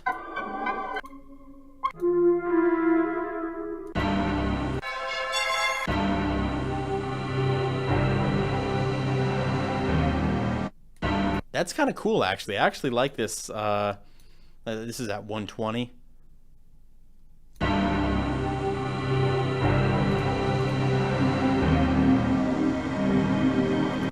It's dissonant. It's kind of nice. I like it. And now let's take some kind of vocal. So I can go in and that was right there was from Sci-Fi Atmospherics. Let me go into the Ultimate Producer Bundle 2021 vocals, and let's take some dry phrases maybe. Let's see. Oh, my computer's having trouble loading it up. I hope it doesn't crash.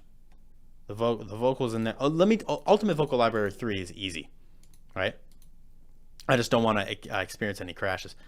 Ali, let's take phrases at 115, sure. See, these are 1 words. Closer to our love, I'm holding my breath. I want something nice and long. Just a little bit of gaps there. Let me open this in. This should be fine. Let me let's see. Why is it taking so much time to load? Did FL just crash on me? Oh, come on, FL. Come on. Come on now. You're better than that. You are better than that. You're better than that, FL. I had like nothing up. Why did that happen? Anyway, let me pull up the vocoder. It's okay. Like, we don't have a project going, so it didn't really mess it up. That's okay. No problem at all. Let's take, okay, we'll find a different loop. This shouldn't actually take that long. If I just open up something that I know has some good, let's see, Ultimate Producer Bundle 2021. Uh-oh. There we go. There's the chat. At least the FL didn't mess me up that much. Let's take loops here. Melodic loops. No, I want to take like a pad or something. ARP loops. That would be cool.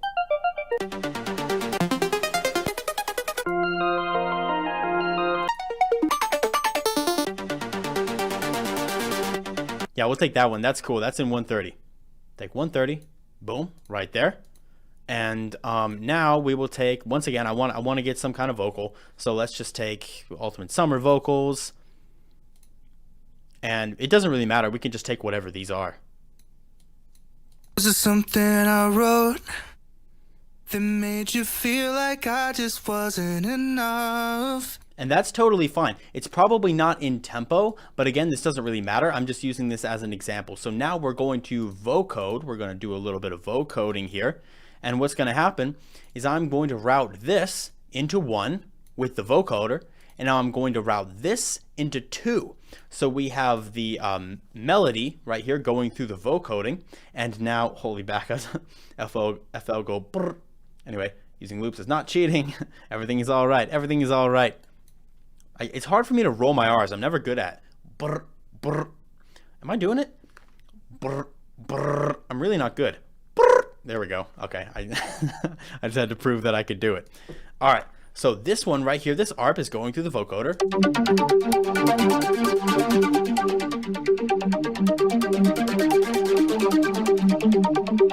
That actually sounds pretty dang cool. And now I can run the vocals through the second channel. Was it something I wrote? But what's going to happen is I'm actually going to unroute it from the master so you can no longer hear it. And I'm going to right click and hit sidechain to this track for number 1. So now the signal of this vocal is getting sent to the vocoder. However, you don't actually hear the vocal. Well, actually not. You can hear it through the vocoder now. It's popping through the vocoder. But now the vocoder is going to use both of these signals and it's going to squash them together. It's going to pair them together. Was it something I wrote that made you feel like I just wasn't enough?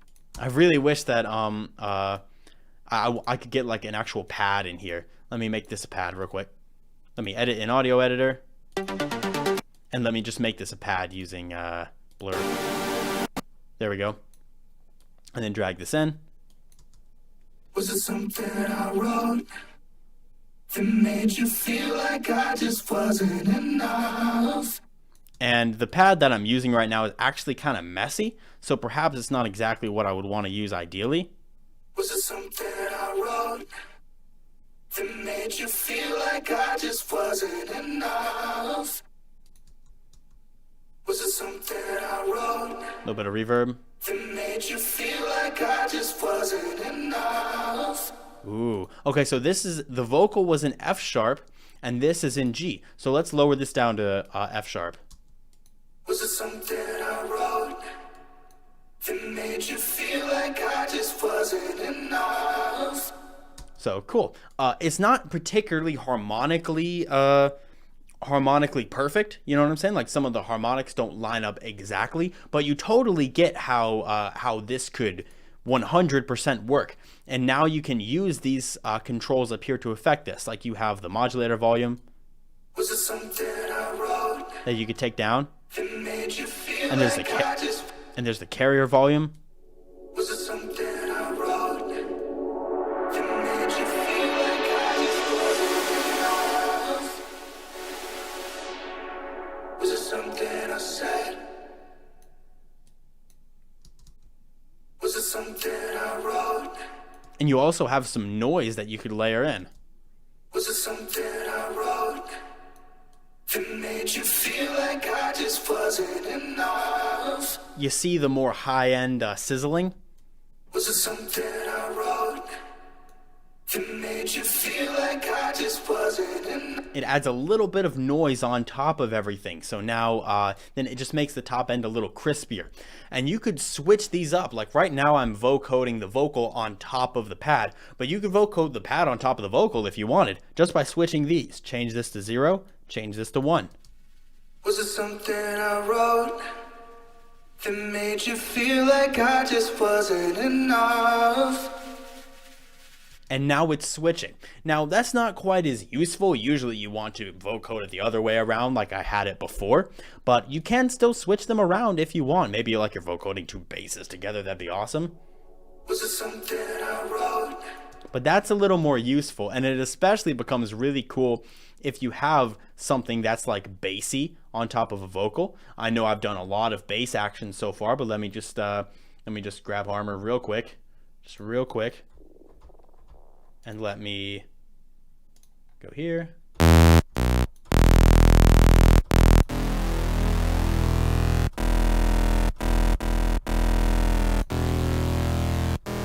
And let's create that.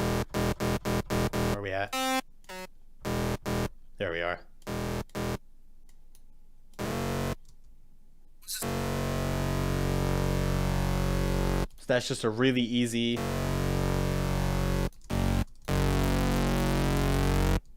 bass, and we can throw that down right here and we can route it into 1. So now we're going to vocode this, we're going to vocode the vocal on top of this. Was it something I wrote that made you feel like I just wasn't enough?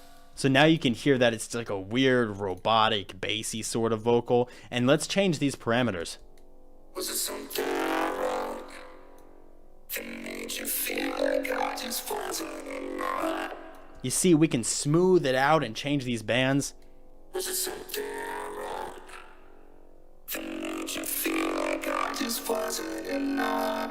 Ooh. Was it something I wrote that made you feel like I just wasn't enough? Now you make it darker. That made you feel like I just wasn't smooth it out.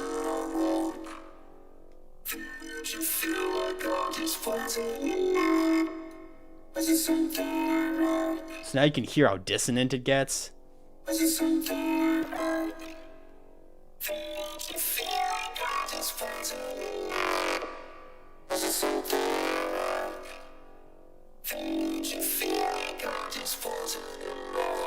Okay, so anyway, I've messed around enough with that, but that's how you can use the vocoder to kind of stitch two things together. And it's most common to use vocals for this, but you could use anything. You could use basses, you could use a voice, you could use synths and chords. It's really cool to actually have chords go into background and vocode them with like an ARP or a melody and mix those together. Like, that's really fun. So there's just a ton of cool stuff you can do. And Vocadex adds some awesome texture, and also Vocadex is a significant part of my fat rack because it makes basses really thick when you run them through them. And again, I'm a bass man. I like basses a lot, and I use Vocadex a lot in basses. So that's my overview of Vocadex right there. There's even more you could go into this. It's just a really great plugin. Like, I didn't even mess with this.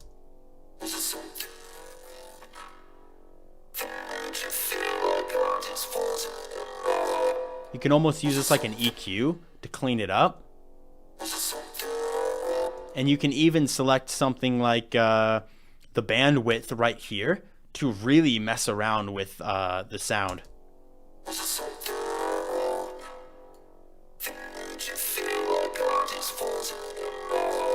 So now you can see some of the bands down here are really thick, while these bands right here just get shredded to pieces.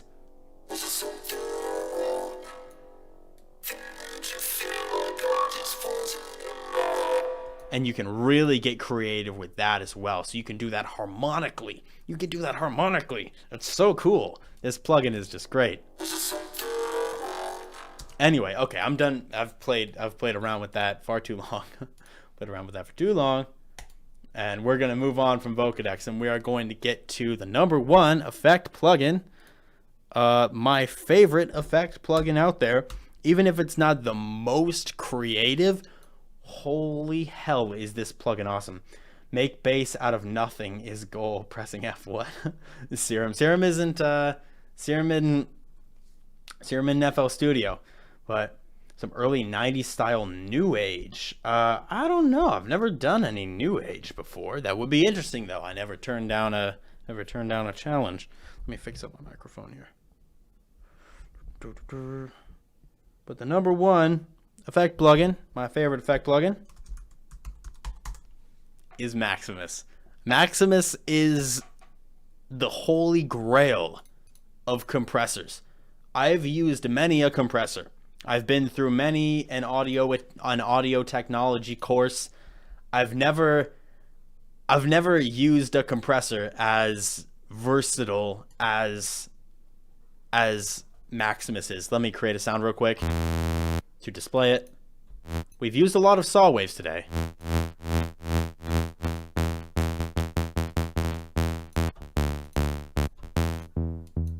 But I'm going to make another one.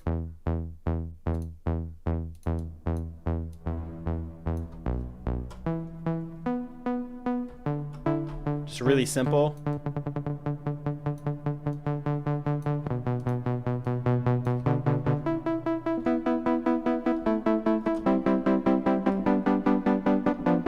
Anyway, let's go into Maximus. Let's open this up.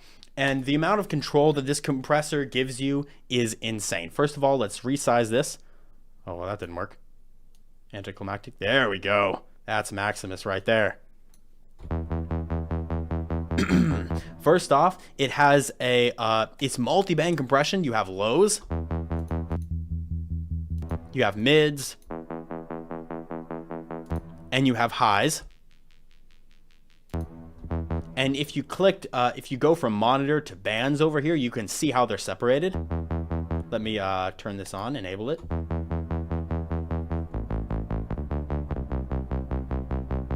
So there we go, big Maximus, yeah. You can even recreate OTT in here, you can. The Sound Goodizer presets are actually in here. These are the Sound Goodizer presets as well, so there you go, it's Sound Goodizer in more advanced version. But anyway, and you can change exactly how these frequency bands are split by changing these splits. Like that. You can really have precise control over it. And let's say there's something about this sound that I don't like, which there is. There's not enough high end. This thing needs more high end. So what I can do, I can solo this band.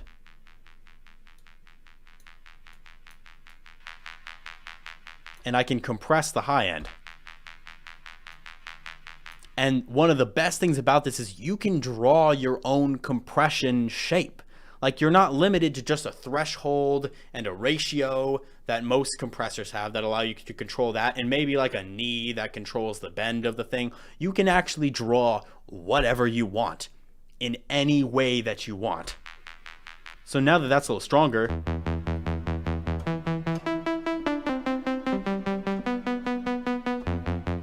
I can go into the master channel, which is just everything coming through it, and I can compress this too.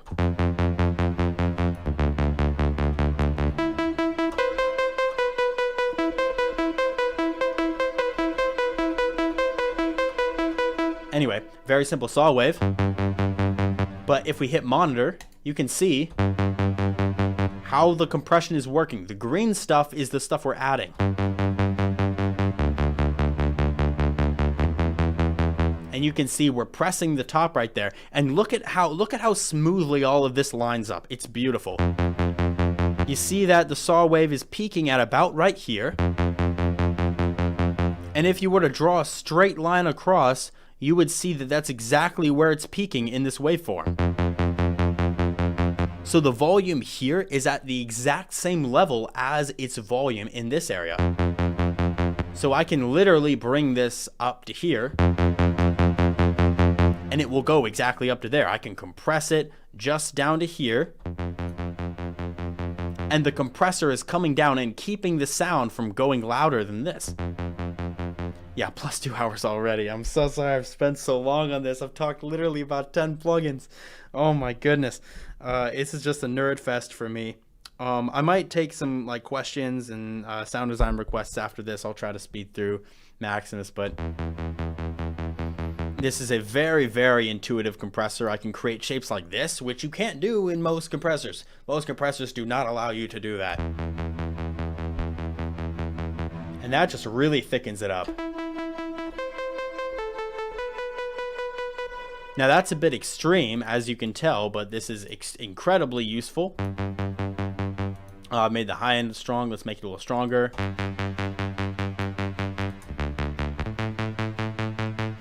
No stressful, doing good. Okay, cool. Maybe track submissions, not today, but we'll do track submissions later.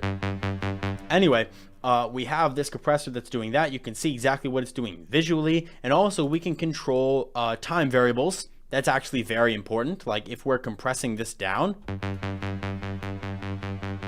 the time variables are going to control how strong this compressor is actually reacting. So we can control the shape, and we can also control the minute way in which Maximus interacts with the audio. So we have, if we bring the attack and release and sustain all the way down, our time variables are just so low. The compressor is going to push down so fast that it's actually going to distort the sound. You can hear the sound is actually getting distorted. Look at all that white. That's the compressor moving up and down so fast. Let me speed it up. There we go. Look at that. You see, as the waveform moves up and down in minute ways, because that's how a waveform does. It's moving up and down really fast. The compressor is moving down just as fast, and that actually shapes the waveform to create distortion. So you can create a wave shaper, basically with the Maximus, right? That's totally possible just by bringing all of these down, right? So we can reset it right here. When did the stream start? Yeah, it started a couple hours ago. I can't agree with this. Number one will not make your song sound European like Soundgoodizer. What? Sound European? I don't know what that means. Soundgoodizer should be number one. Does Maximus not add latency? It does add a bit of latency. However, you can control a little bit of that. Like right here, this right here, track latency. It's at 3.99 milliseconds. So you you can analyze that, and you can work with that. It's okay. The amount of latency that it adds is it's not over the top the way that the way that Ozone does. Like Ozone adds incredible amounts of latency. So a lot of times I will use this actually on a master channel for mastering, because you can master with Maximus, and I'll show you how you can do that in a minute. I just want to go over these, and you can control some details of the way these things curve. Like, let me compress it a little harder. I can add a ton of release. And look at how thick that is. Look at how strong that is. Or I can bring the release way down. And it's just little spikes, right? So you can control the time variables very, very easily. You have pre, which makes a lot of sense. That's just how loud the volume is going into the compressor. You have post, which is how loud it's going out of the compressor. And you have this saturation function as well, which is really why I would use something like this for mastering, in a sense. Is what you could do is you could bring this all the way up, and now no compression is happening. It's allowing the sound to just fully flow through Maximus. There's no compression. Even if we go over 0 dB, right? It's allowing it to go through. We're kind of clipping right now, which probably is not great. But what you can do, I'm going to turn FL Studio down because it's going to get loud. This is what I do for mastering, is I go into the saturation knob, and you can see that by doing this, I'm adding this little red area, this little pink area into the audio waveform. And everything that goes into this pink area is going to get saturated. It's going to get distorted instead of going over. So now what I like to do is I like to add just a tiny little sliver of it. And the best way to do this is to just see when we enable this. You see how it turns bright pink, right? But when it's off, nothing's on. Turn it so in just the slightest way. Just turn it up a little bit just so you see it enable. There. Okay, I've turned it, it's so small you can barely see it, right? But you see that it's bright and it's enabled. So now everything above 0 dB is going to get saturated. And it's not going to clip in the master.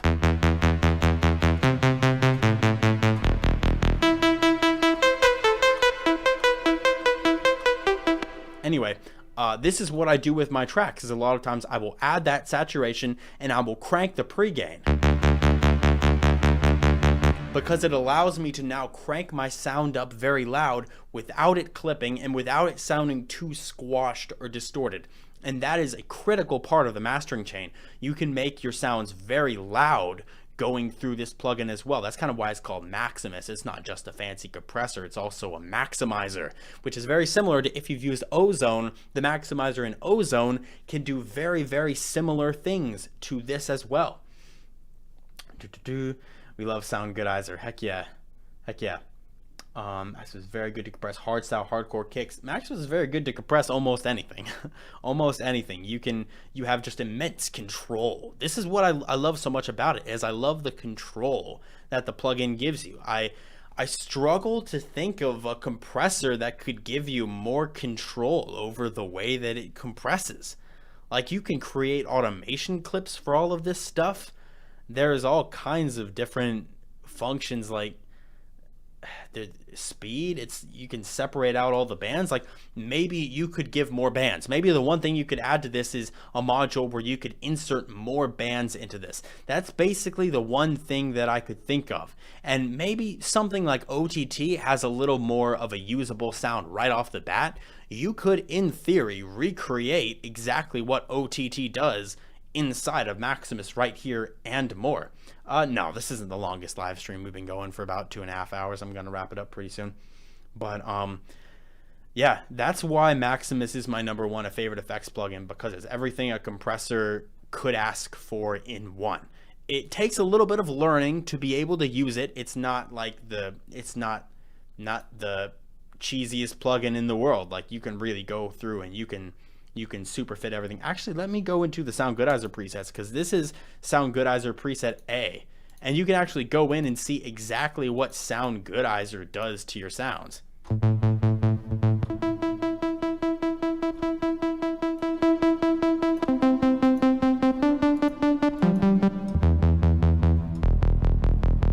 that's definitely Soundgoodizer. You can see we got saturation going here. Oh, I also forgot to mention this knob right here is actually a stereo separation knob. If I do this default, that's very quiet without that Soundgoodizing. And then we bring this up.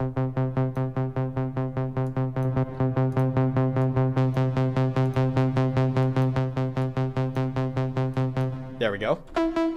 We've made it a bit stronger. Now I can completely merge this to be completely mono,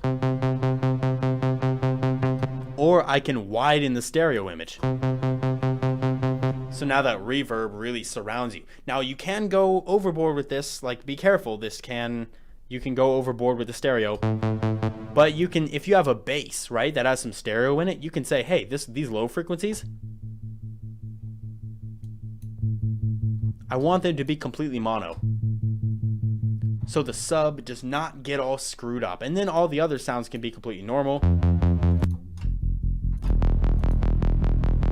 Listen to that. That's a lot of compression. Whoa. But anyway, yeah, that is why I love Maximus so much. It's incredibly useful and utilitarian. Ever going to make a hardstyle hardcore video? Yeah. Enjoying Europeanly. I have done a little bit of hardstyle, I believe, when I was remixing a Mario Scream on a live stream.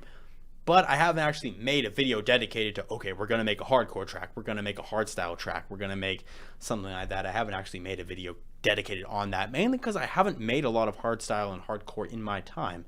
However, I have done a little bit of it before. I generally understand how it's made. I could, do some more research and create something fun with that. But yeah, I think that actually wraps it up. That is number 1 in my effect plugin. So I'm going to do a little overview of what I've gone over so far. My as far as instruments, instrument number 5 that I like the most was FPC, or that my just top instruments.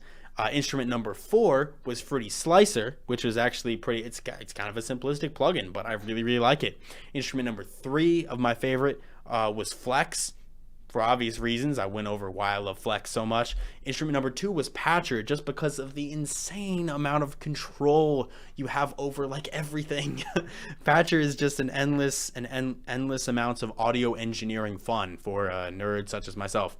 And then number 1 was Patcher, just to create, or not Patcher, excuse me. That was anticlimactic. Instrument number 1 that I love the most was Harmer. I spent a lot of time on it just because that plugin is a piece of art. It's so nerdy when I say it like this, but this plugin is that plugin Harmer is a piece of art, and it's like Jesus Christ got his hands on that. It's a great plugin. I can gush about Harmer for a long time. But my top 5 favorite effects were, first of all, Effector, just for general utilitarian purposes. There's so many things you can do in Effector, give you a bunch of different options. Second was Fruity Soft Clipper, which is one of the most simplistic plugins in all of FL Studio, I'm aware, but the amount that it has come in useful for me is just insane. The amount that I use it on my thick racks, on just sounds to make them stronger. Yeah, Fruity Soft Clipper, easy. Edison, which Edison is super utilitarian. I do all my intricate audio editing inside of Edison. It's a lifesaver so much. The stream done. It might be done in a minute. I'm going to take like some questions, and maybe I'll take a few sound design requests just to wrap it up. That would be pretty fun. Show some people how to make some cool sounds. I'll be on a little bit longer. I'm just doing a quick recap. But yeah, Edison is super awesome. It has a super... it has a bunch of different tools that you can use to edit the sound in very, very detailed ways, which is super necessary when you're doing complex editing of samples, especially when I'm creating sample packs for Ghost Hack. Edison is a lifesaver. I could not live without it. Second up is Vocadex, one of the coolest vocoders that I've ever heard in my entire life. Endless amounts of creativity, and I also use it for just thickening up basses and other sounds in general. It creates a really unique sound that I really enjoy. Vocodex is awesome, and I wrapped it up with Maximus, my number 1 effect plugin.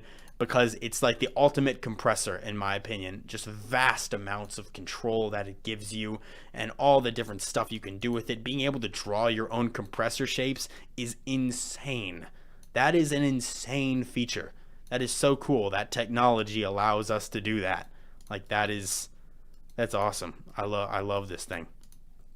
It's great. So that is my list and my overview of my top FL Studio plugins. And yes, this will be made into a VOD. Like, this live stream will be available on YouTube. If you're on YouTube and you watched all the way to the end of this, or at least all the way to the end of my overview of everything, salute to you, mate. That you didn't just stick around for a live stream, but that you actually watched my overview of all of these plugins. Like, you a real one. And everyone in the stream right now, I appreciate all you guys for sticking around, or anyone who was just tuned in. Like, that's awesome. Fruity Stereo Enhancer is great for thickening up sounds. Yeah, you can easily increase the stereo with that plugin. Up-tempo kick creation. What exactly is an up-tempo kick? Maybe if I heard up-tempo, I'd recognize it a little bit more. When's the next stream? Odds are next stream is going to be next Sunday. But at this point, I'm actually going to open the floor up a little bit for maybe another half hour, just to either take questions or take requests. If someone wants to know how to achieve a particular effect or make a particular sound, that's another one. If you guys want me to just mess around and do sound design for a bit, that's also cool. But I can take some requests, and you guys can kind of take control of the live stream a little bit more here before we wrap it up at the end. Uptempo is just an even more harder and faster version of hardcore. Really? Uptempo almost sound, maybe it's just because I'm associating with downtempo. Uptempo sounds like it's more just like upbeat, but it's probably pretty dang intense. I wish that your sausage was just file was pretty endless. It's like a greeting card, or like a Valentine's Day card. That's definitely a Valentine's Day card. Rhythm like screech. Make a rhythm screech. That would be cool. 200 plus BPM. Make rhythm at 200 plus BPM. Great overview. Just picked up res presets. Res is awesome. Really like an OTT preset for Maximus. That would be a cool thing to work on, is to analyze exactly what OTT does and convert it into Maximus. That would be dope. I could work on a bit of sound designs. Mid-tempo industrial. I did do a bit of mid-tempo last stream, but my mid-tempo that I did last stream was like 215 BPM, I think.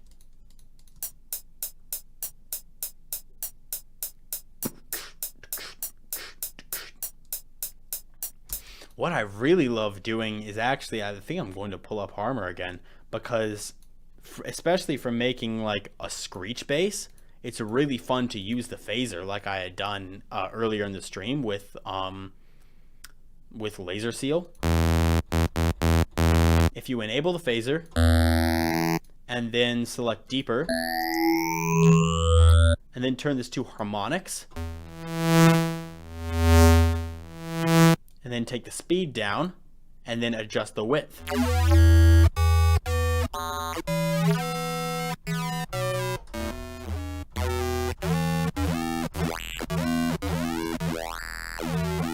That's kind of screechy. I like that. Whoa, bringing up the detune is awesome. Let's edit the articulator, and we can make something sort of screechy here, since that's a request. Whoa.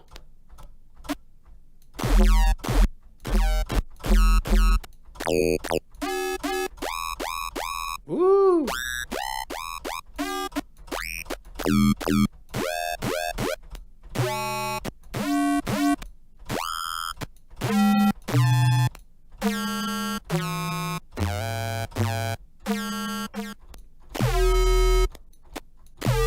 That's like a laser, a little bit of chorus, a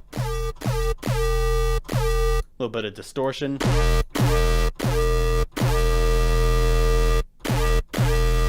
Maybe some heating compression.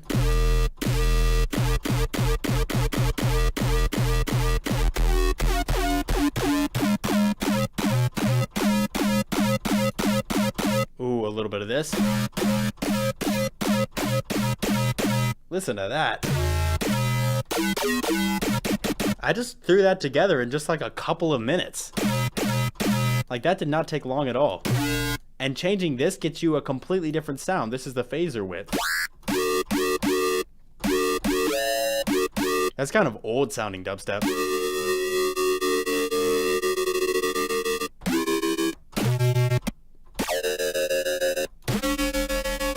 Ooh.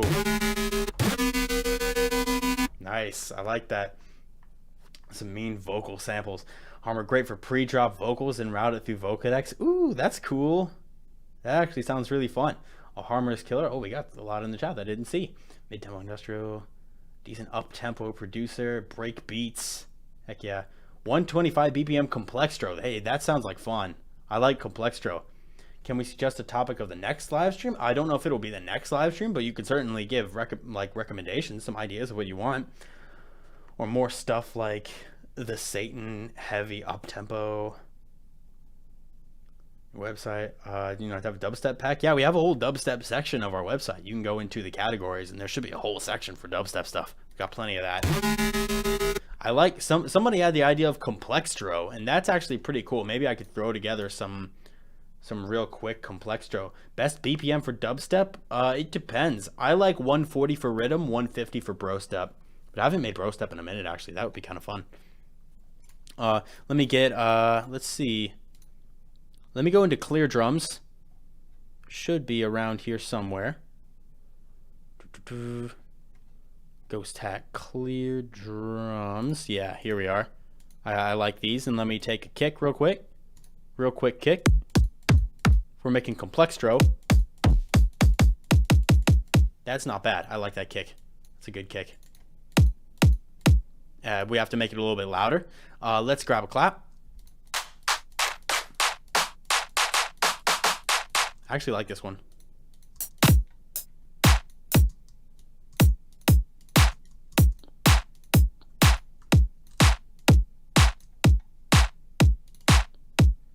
And let's create something a little bit more fun.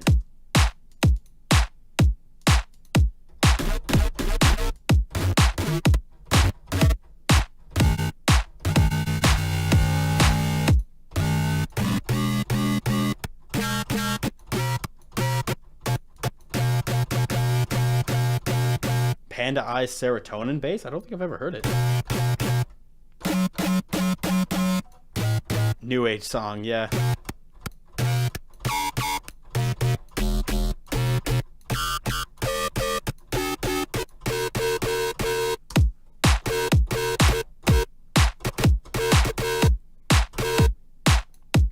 Okay, let's make these drums a little nicer.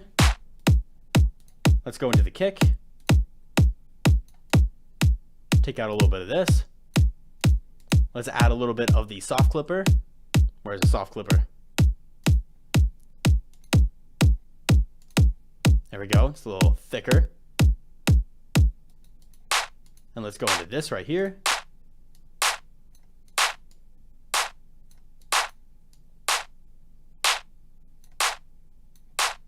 Maybe I could turn this down a little bit in pitch.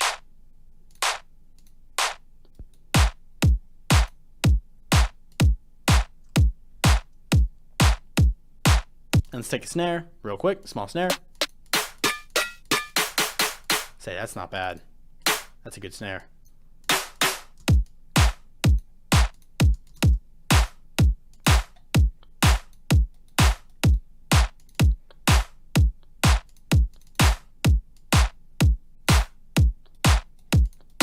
There we go.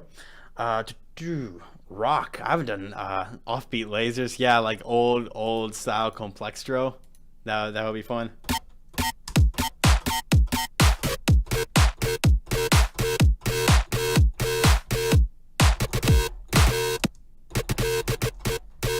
have to create something a little more lasery.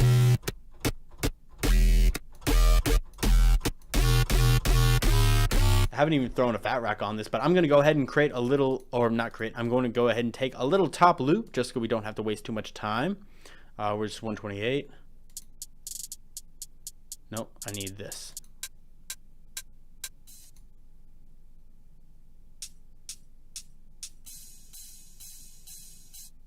Let me take this one, perhaps. I know it's 128, but we can stretch it, no problem at all. And I can do maybe some sound design in this.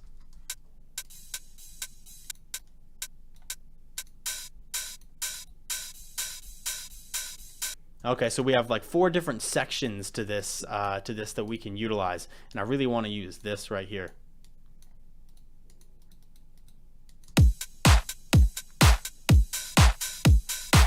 Like that. So we can take this and move this over here, and we can move this. These top loops are actually really, really useful. These are from Clear Drums. Would I consider selling my Fat Rack? Well, I have a tutorial for the Fat Rack. It should be actually in the description. I think it always is. People above, I would like to watch tutorial of high speed track. Psytrance. Yeah, we could get Black Marvin on Psytrance. I'd be too afraid to mess it up.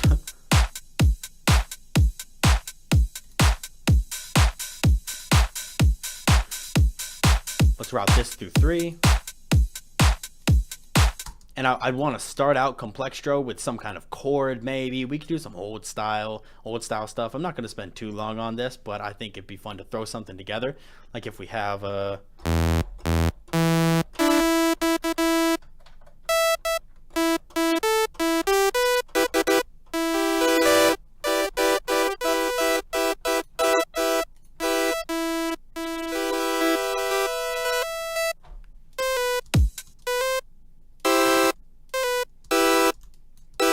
We'll create a little chord stab.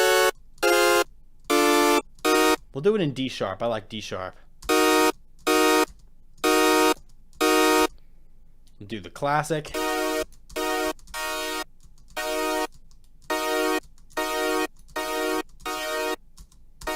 what I want to do is add some harmony.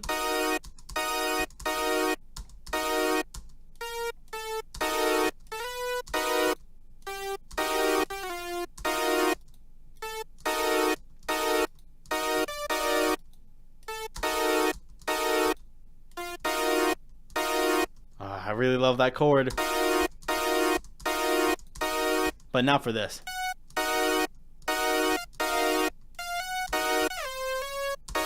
We could use 7th chords. Anyway, we are rocking Harmor today. We're really doing Harmor. I want to add some vibrato with the vibrato section of Harmor here.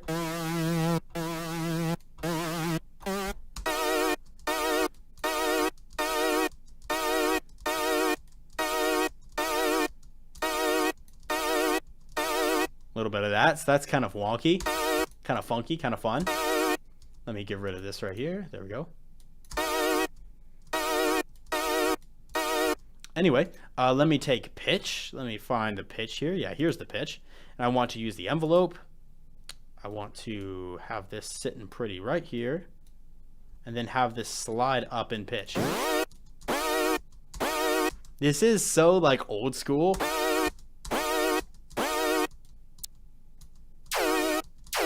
Nah. But I still really like it, actually. Maybe I could create an interesting tone using using this technique.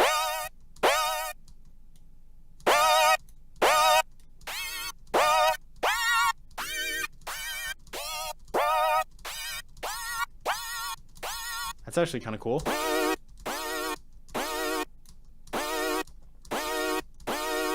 Nice vibration. We're doing just a little bit of easy, just super casual complextro.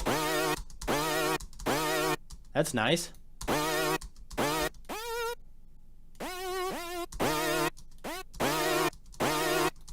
Anyway, and I'm gonna layer that with let's see. I'm gonna layer that. You know what? I'll keep using Harmor. We're on a Harmor streak. And I'm going to layer that with just a really simple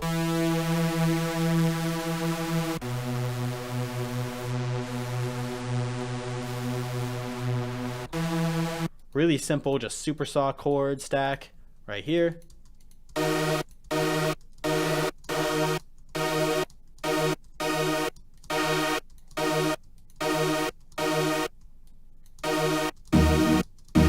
Ooh.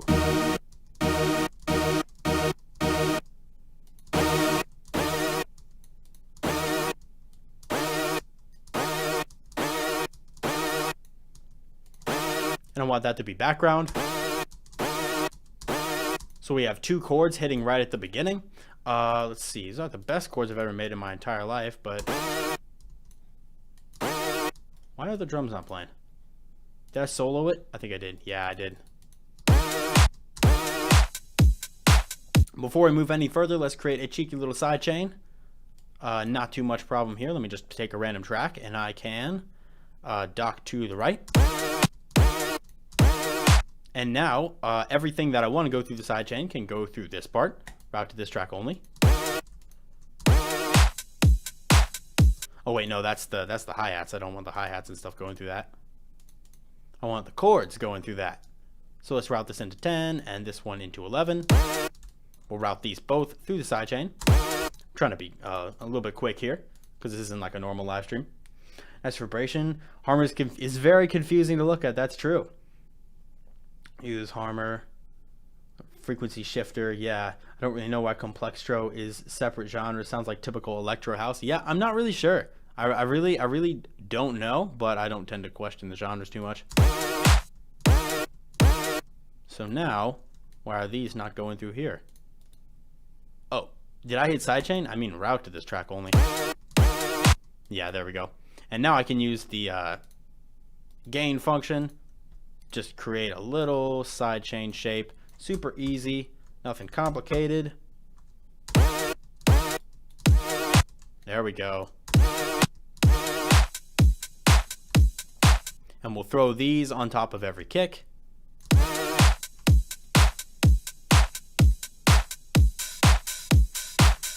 Yeah, we have that extra one in there.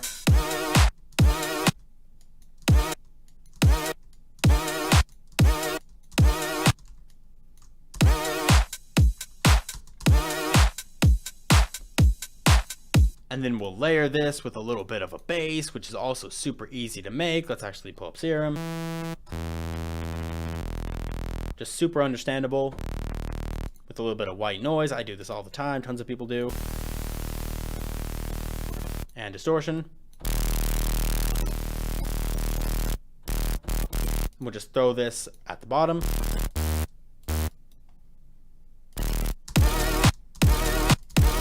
And what I'll do is I will throw this through my thick rack. This will go into 12. And I'm actually starting to get bored of this vibrato. I got bored of it real fast.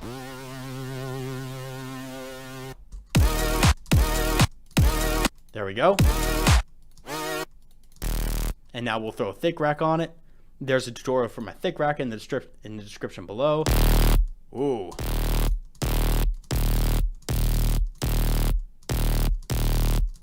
There we go.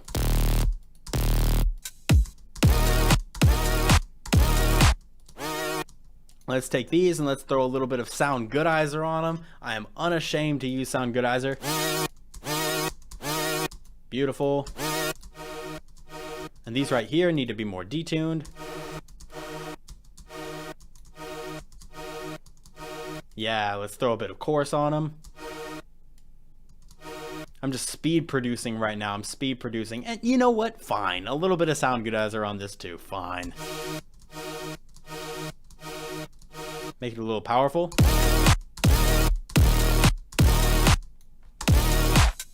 So that's the first hit. There we go. Let's see. Do you like layering claps, especially do it a lot? Yeah, I like to layer claps usually in the sense that I like to have a dry clap and then like a big clap that's like that sounds like a bunch of people clapping at once, you know what I'm saying? So I have like a dry clap and a really wet clap. Take this down. I kind of want to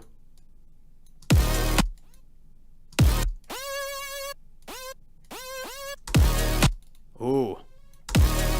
That is the 7th.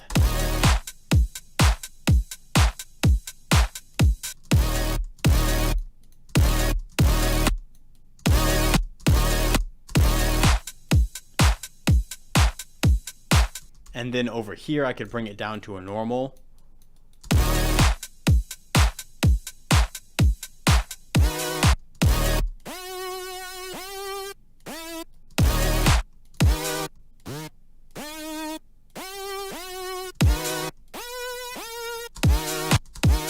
Something like that, maybe.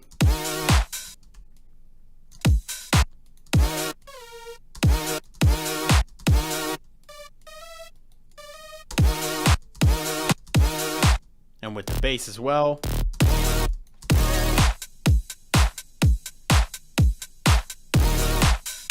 Yeah, and then we'll take this and maybe create a second chord.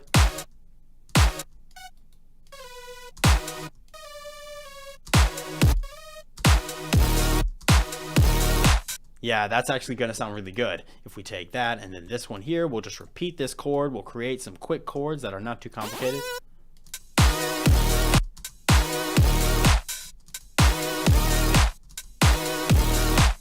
Yeah.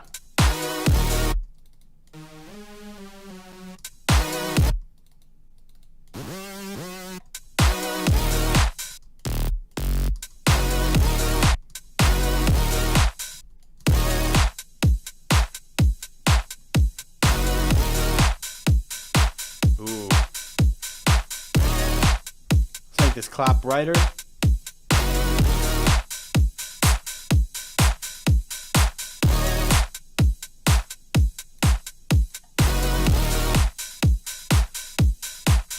And then we can use either this sound or a different one.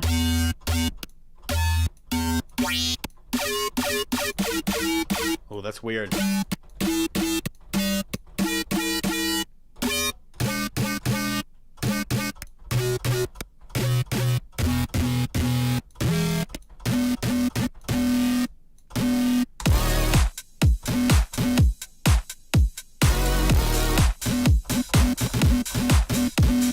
It sounds too dissonant.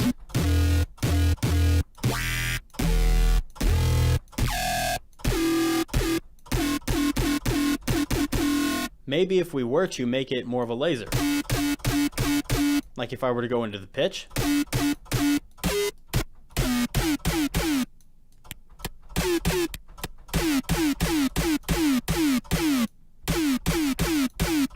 And do something like that.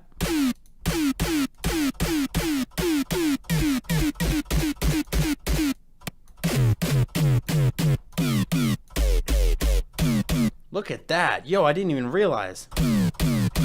Something I've ever known, but do you have an alias that I release songs under? Yeah, I do. It's called Rubik, spelled with a C, but I don't actually upload that many tracks on there. Most of my creative energy goes toward Ghost Hack.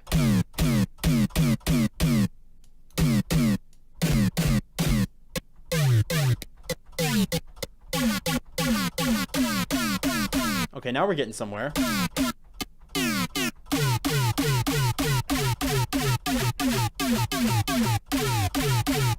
That's cool.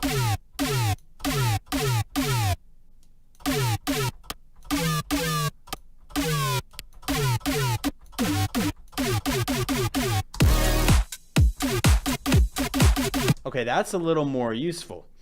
Yeah. Yeah, that is it. That's Rubik's. I only have a few things out. I haven't released stuff in a while. Which is kind of like I probably should release something. But I can't be bothered. I don't have a lot of time to release music.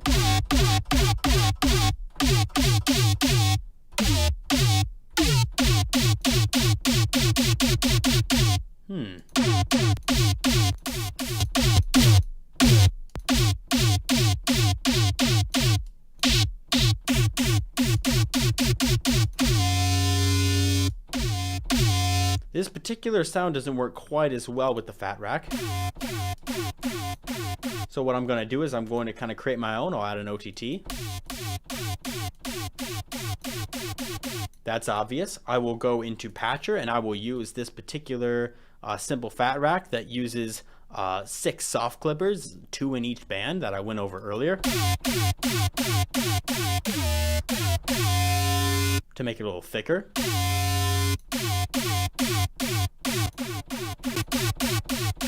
And that'll do.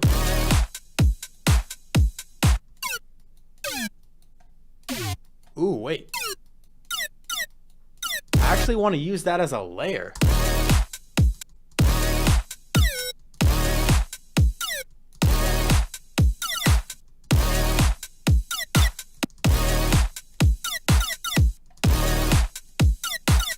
If I can have that as a layer with a lower sound, like a growl, yeah, I need a growl. Got any cool previews of projects you've been working on or just been too busy? Ooh. Not really too much that has any real body. You know what I'm saying? I can, not at this point. Sometimes, yes, but not really at this point.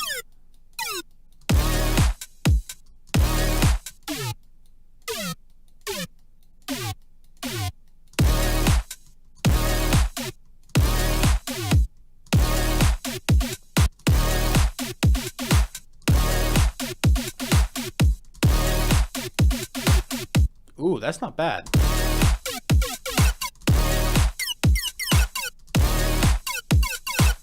What if I layer these two? Nah, it doesn't really work.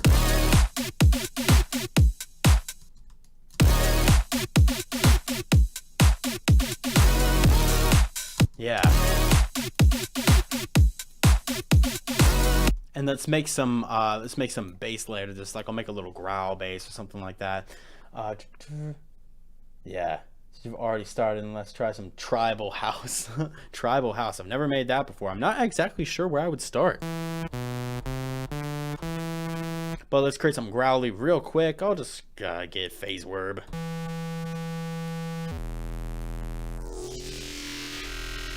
Yeah, I can work with that. That's nice. Let's change this to 200%. So we're, whoa, maybe it was a little much. Anyway, let's go down to 175. Let's go, Serum. There we go. Okay, it's still a little much. Let's go 150. How about that?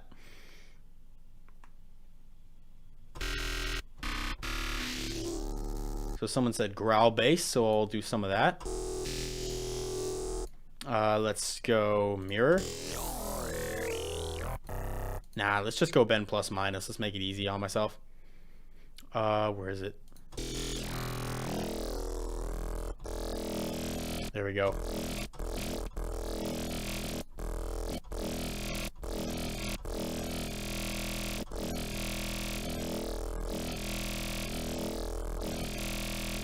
Big Serum. And let's throw thick rack.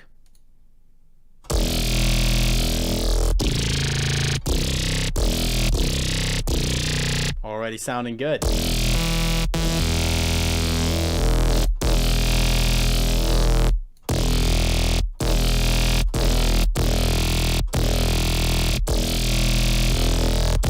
I like to add saw waves to my growls to give them more body. Ah, that's strong. That's too much knowledge for one evening. Good night. Cheers, mate. Add a little bit of noise on top. Haha.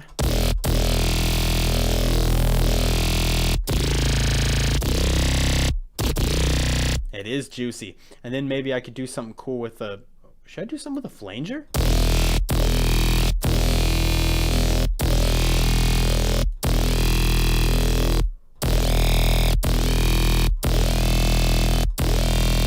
Nah, I don't think I'll do something like that for a growl. Maybe a Combs filter. Nah, that was also kind of a bad call. What would be a cool filter I could use on this? Maybe a formant?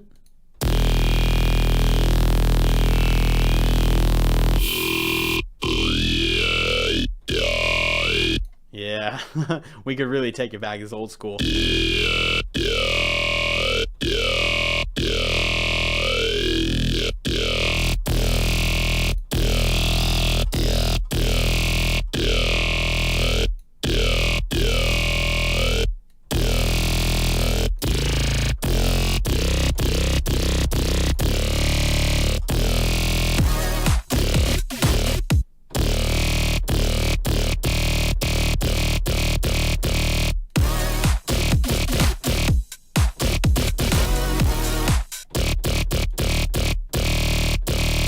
We got something going here. Whoa. Listen to that, bro.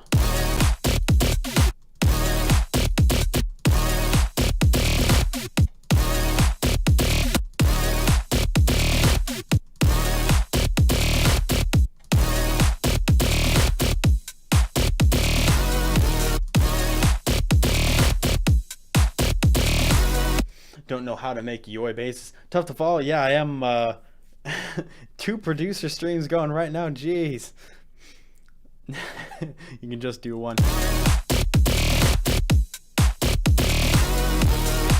That's not actually that bad of a pattern, you know what I'm saying? It's kind of old school, I'm fully aware, but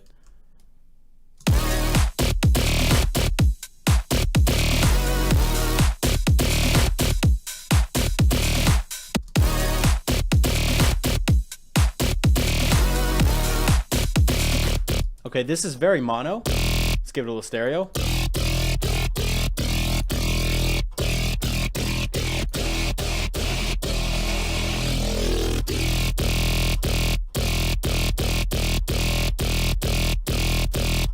A little bit like that. Maybe we could add some distortion. Nah. Not really into any of that, to be honest. There's enough distortion happening.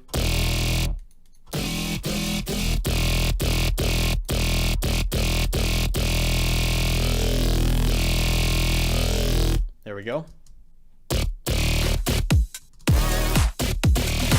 Oh yeah, we have to run these through the side chaining. This goes through the side chaining, this goes through the side chaining.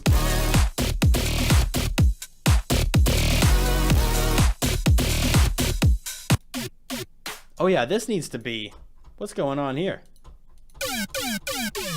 There's no stereo. There we go. Get a little bit of stereo action.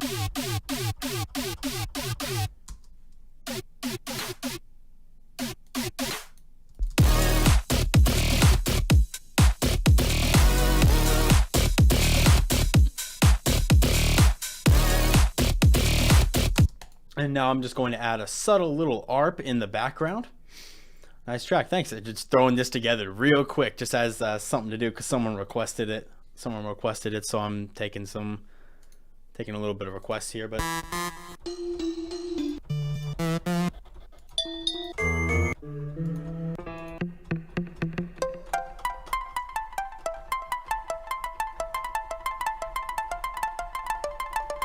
I can use this as an ARP.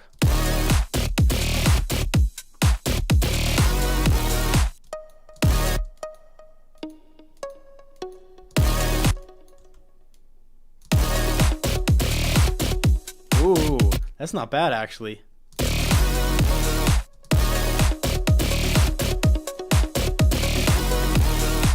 And then this right here can go over this way, and then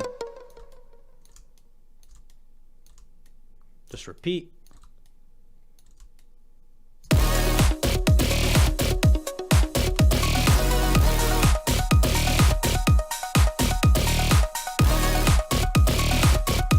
It kind of sounds like something I would hear in like it's like a budget version of the Button Masher album from Virtual Riot, or it wasn't the Button Masher album. I don't know. Look at this ARP.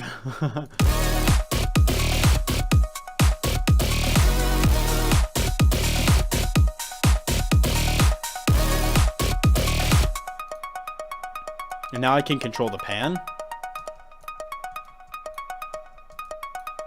I'm actually going to set randomness for the pan. So I'm going to go into Tools, and I'm going to go into Randomize, and I'm going to bring the velocity down, and I'm going to set it to randomize the pan.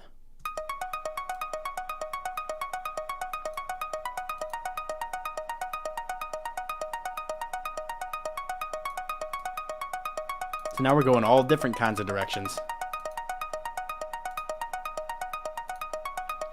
And this gets routed into 15. Whoa. Might need to add a compressor to this. Where's OTT?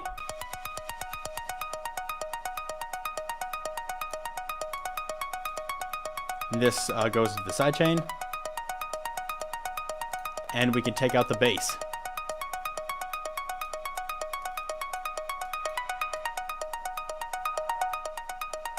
There we go.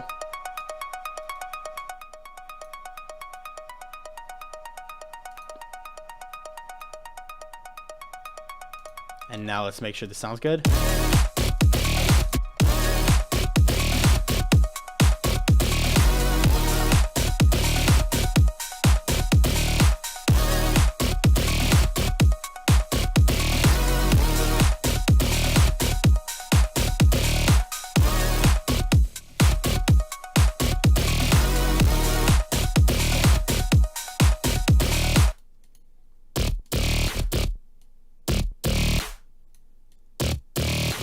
cut the sub.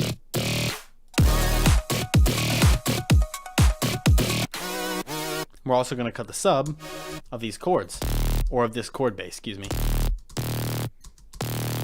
Because we are going to create our own sub right here, because this is not, for just a really simple, super easy track that I just whipped up in a few minutes, this is actually not that bad. I'm not unhappy with it. I will add the sub. There we go. And I will add this everywhere there is bass.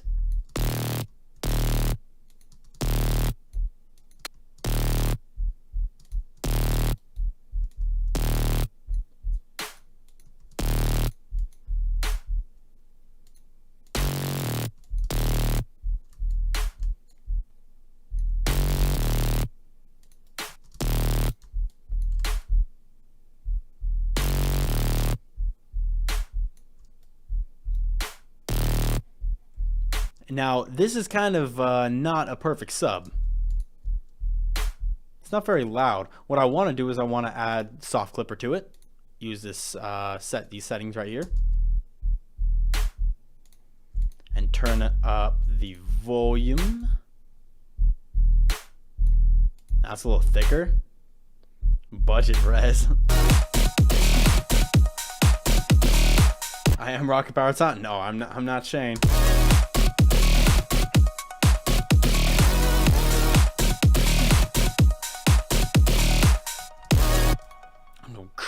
So I kind of want some like some cool things hitting in between. What's something typical of, what kind of sound design should I do for this? I'll do a little bit of sound in between, and then we don't have to go for too much longer. It's a little over 3 hours right now. But what kind of sound should I put in between?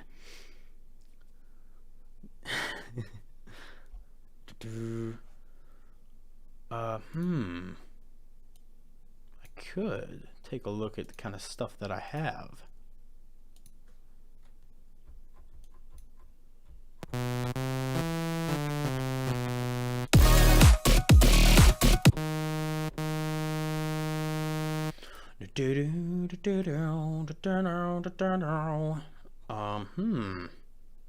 could take a look at the kind of basses that are in these packs.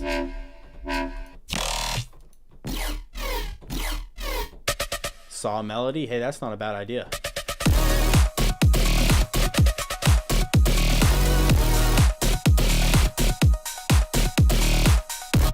Because Complextro is very melodic. You're not wrong about that at all.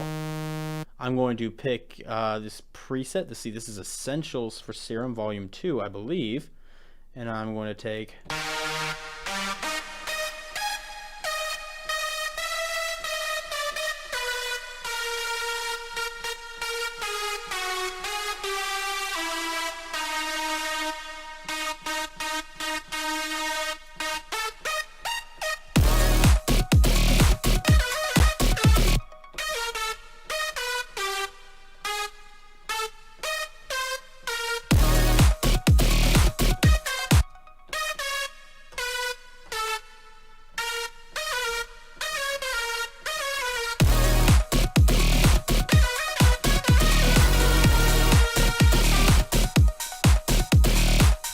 Maybe it needs to be a little less, a little more dry.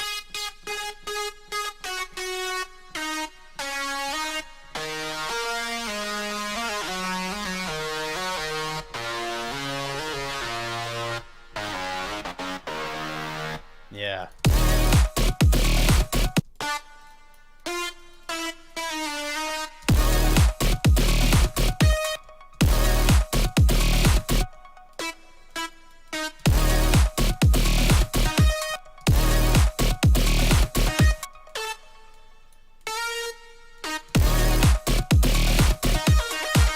Ooh.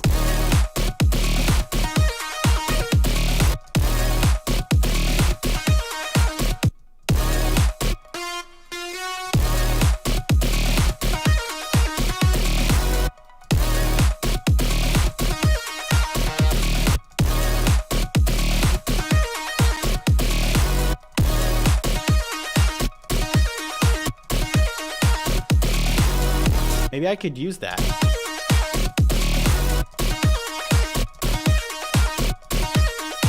because that's kind of sick, actually. I'm not gonna lie. If I add a little bit of bandpass action, maybe.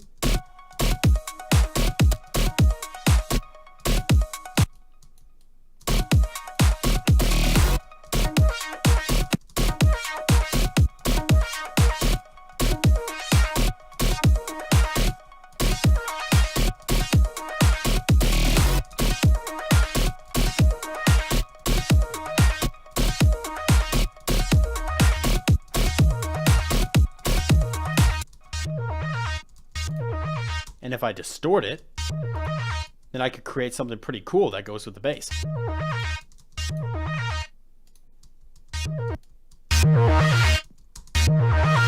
Oh.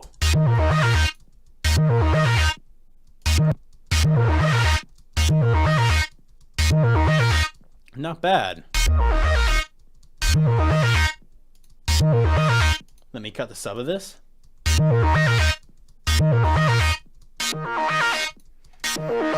The song like Temanite type. Oh, I haven't listened to Temanite in forever. Temanite's awesome.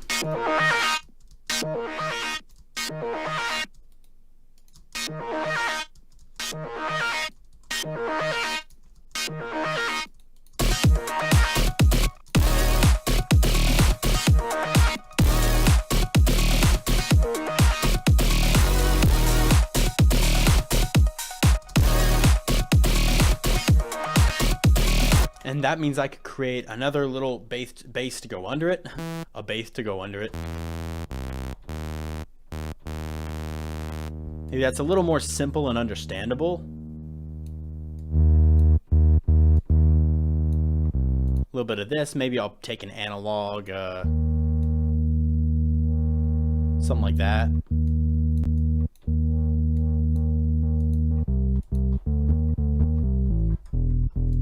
Yeah, a little bit of distortion.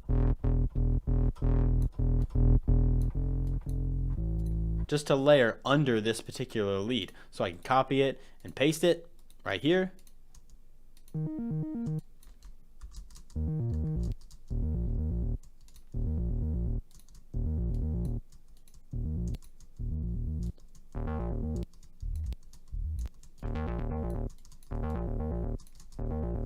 And this is basically just to back up the lead,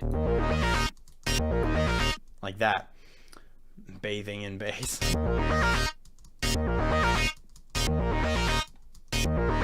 Let me throw this into 18,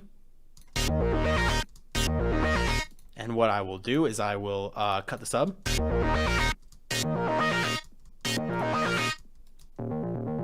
Yeah, that's a nice bass to layer under it. A little bit of soft clipping. A little bit stronger.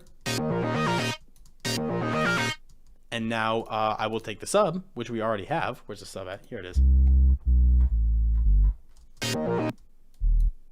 And then layer it right here.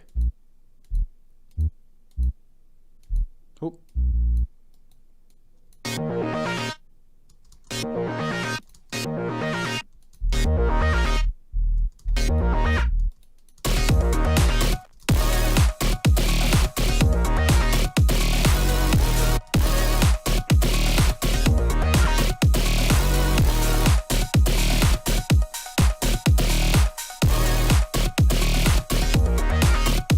We need a camera on your hands so you see if you're actually producing this. I think you might have a ghost producer. Yeah, I'm doing all of it wirelessly, all wireless. It feels good. I could sit back just like this and not even have my hands on my desk.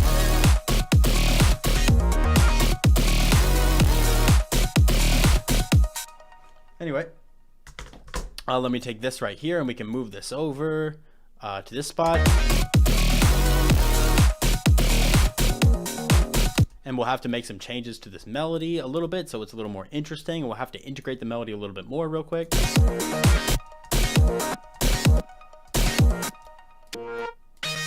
Oh, wait a minute. See, that's just kind of a cool change up.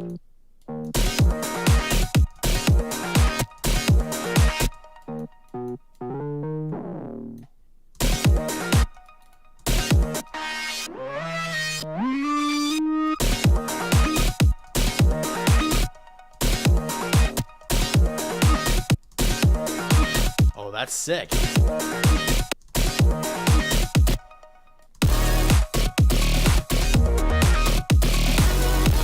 I've got no strings attached.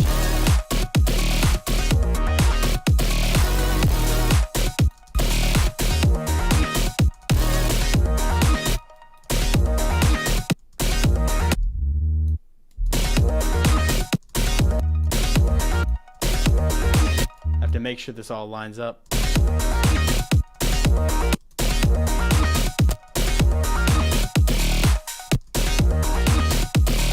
And now I want to use my favorite chord.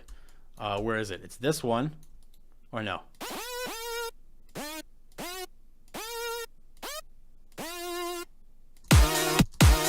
Yeah.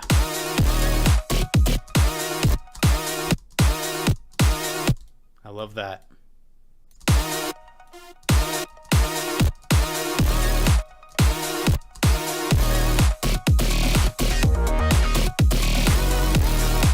Some mixing needs to be done here.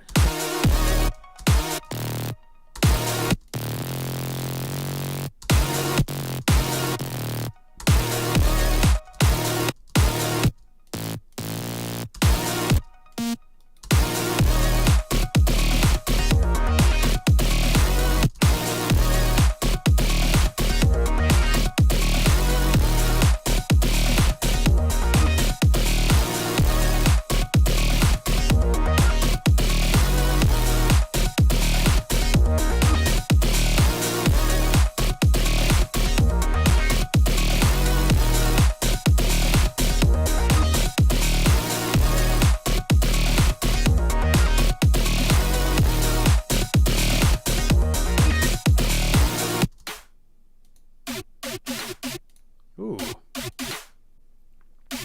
Doesn't sound so nice in the low end.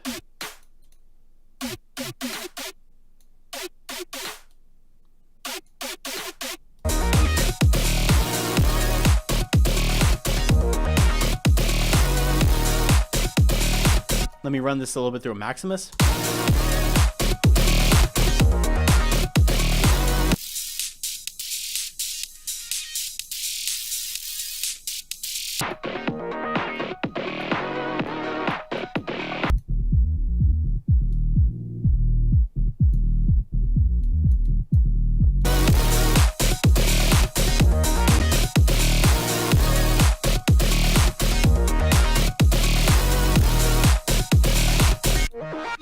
Okay, so this lead right here is a little too stereo. I like the way it sounds, but it just doesn't mix in quite well enough.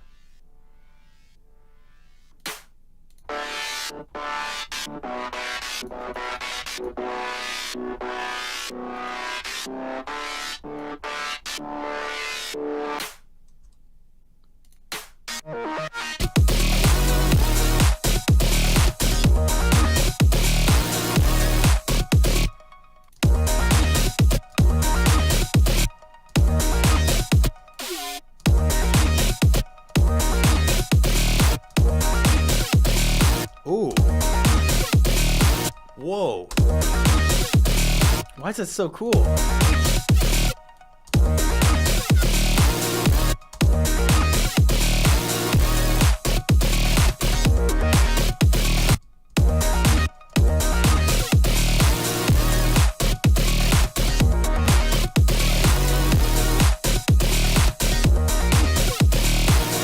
Okay, well that's pretty cool. I would definitely need to be mixed in a little better, but I think this is actually not bad. I was just spending up a little bit extra time making some complextro just to wrap up the stream, to entertain a little bit, and that's cool.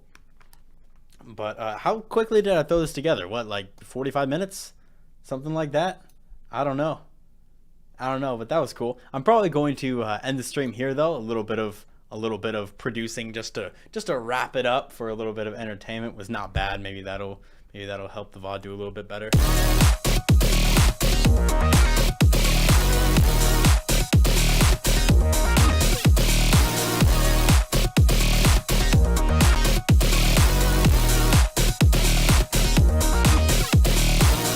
That's cool. I'd have to mix in those weird lasers so they'd actually fit in a little better. That's cool. What CPU am I using? I am using, if I'm not mistaken. Yeah, I'm not mistaken. I got an i7 10875. Right now it's running at about 4.1. So it's pretty good. Awesome, that was a fun beat. I'm just gonna save this. I save all my projects anyway. Let's throw this into here, and this will be and stream complextro. Nice. Sort of, yeah, electro complextro stuff.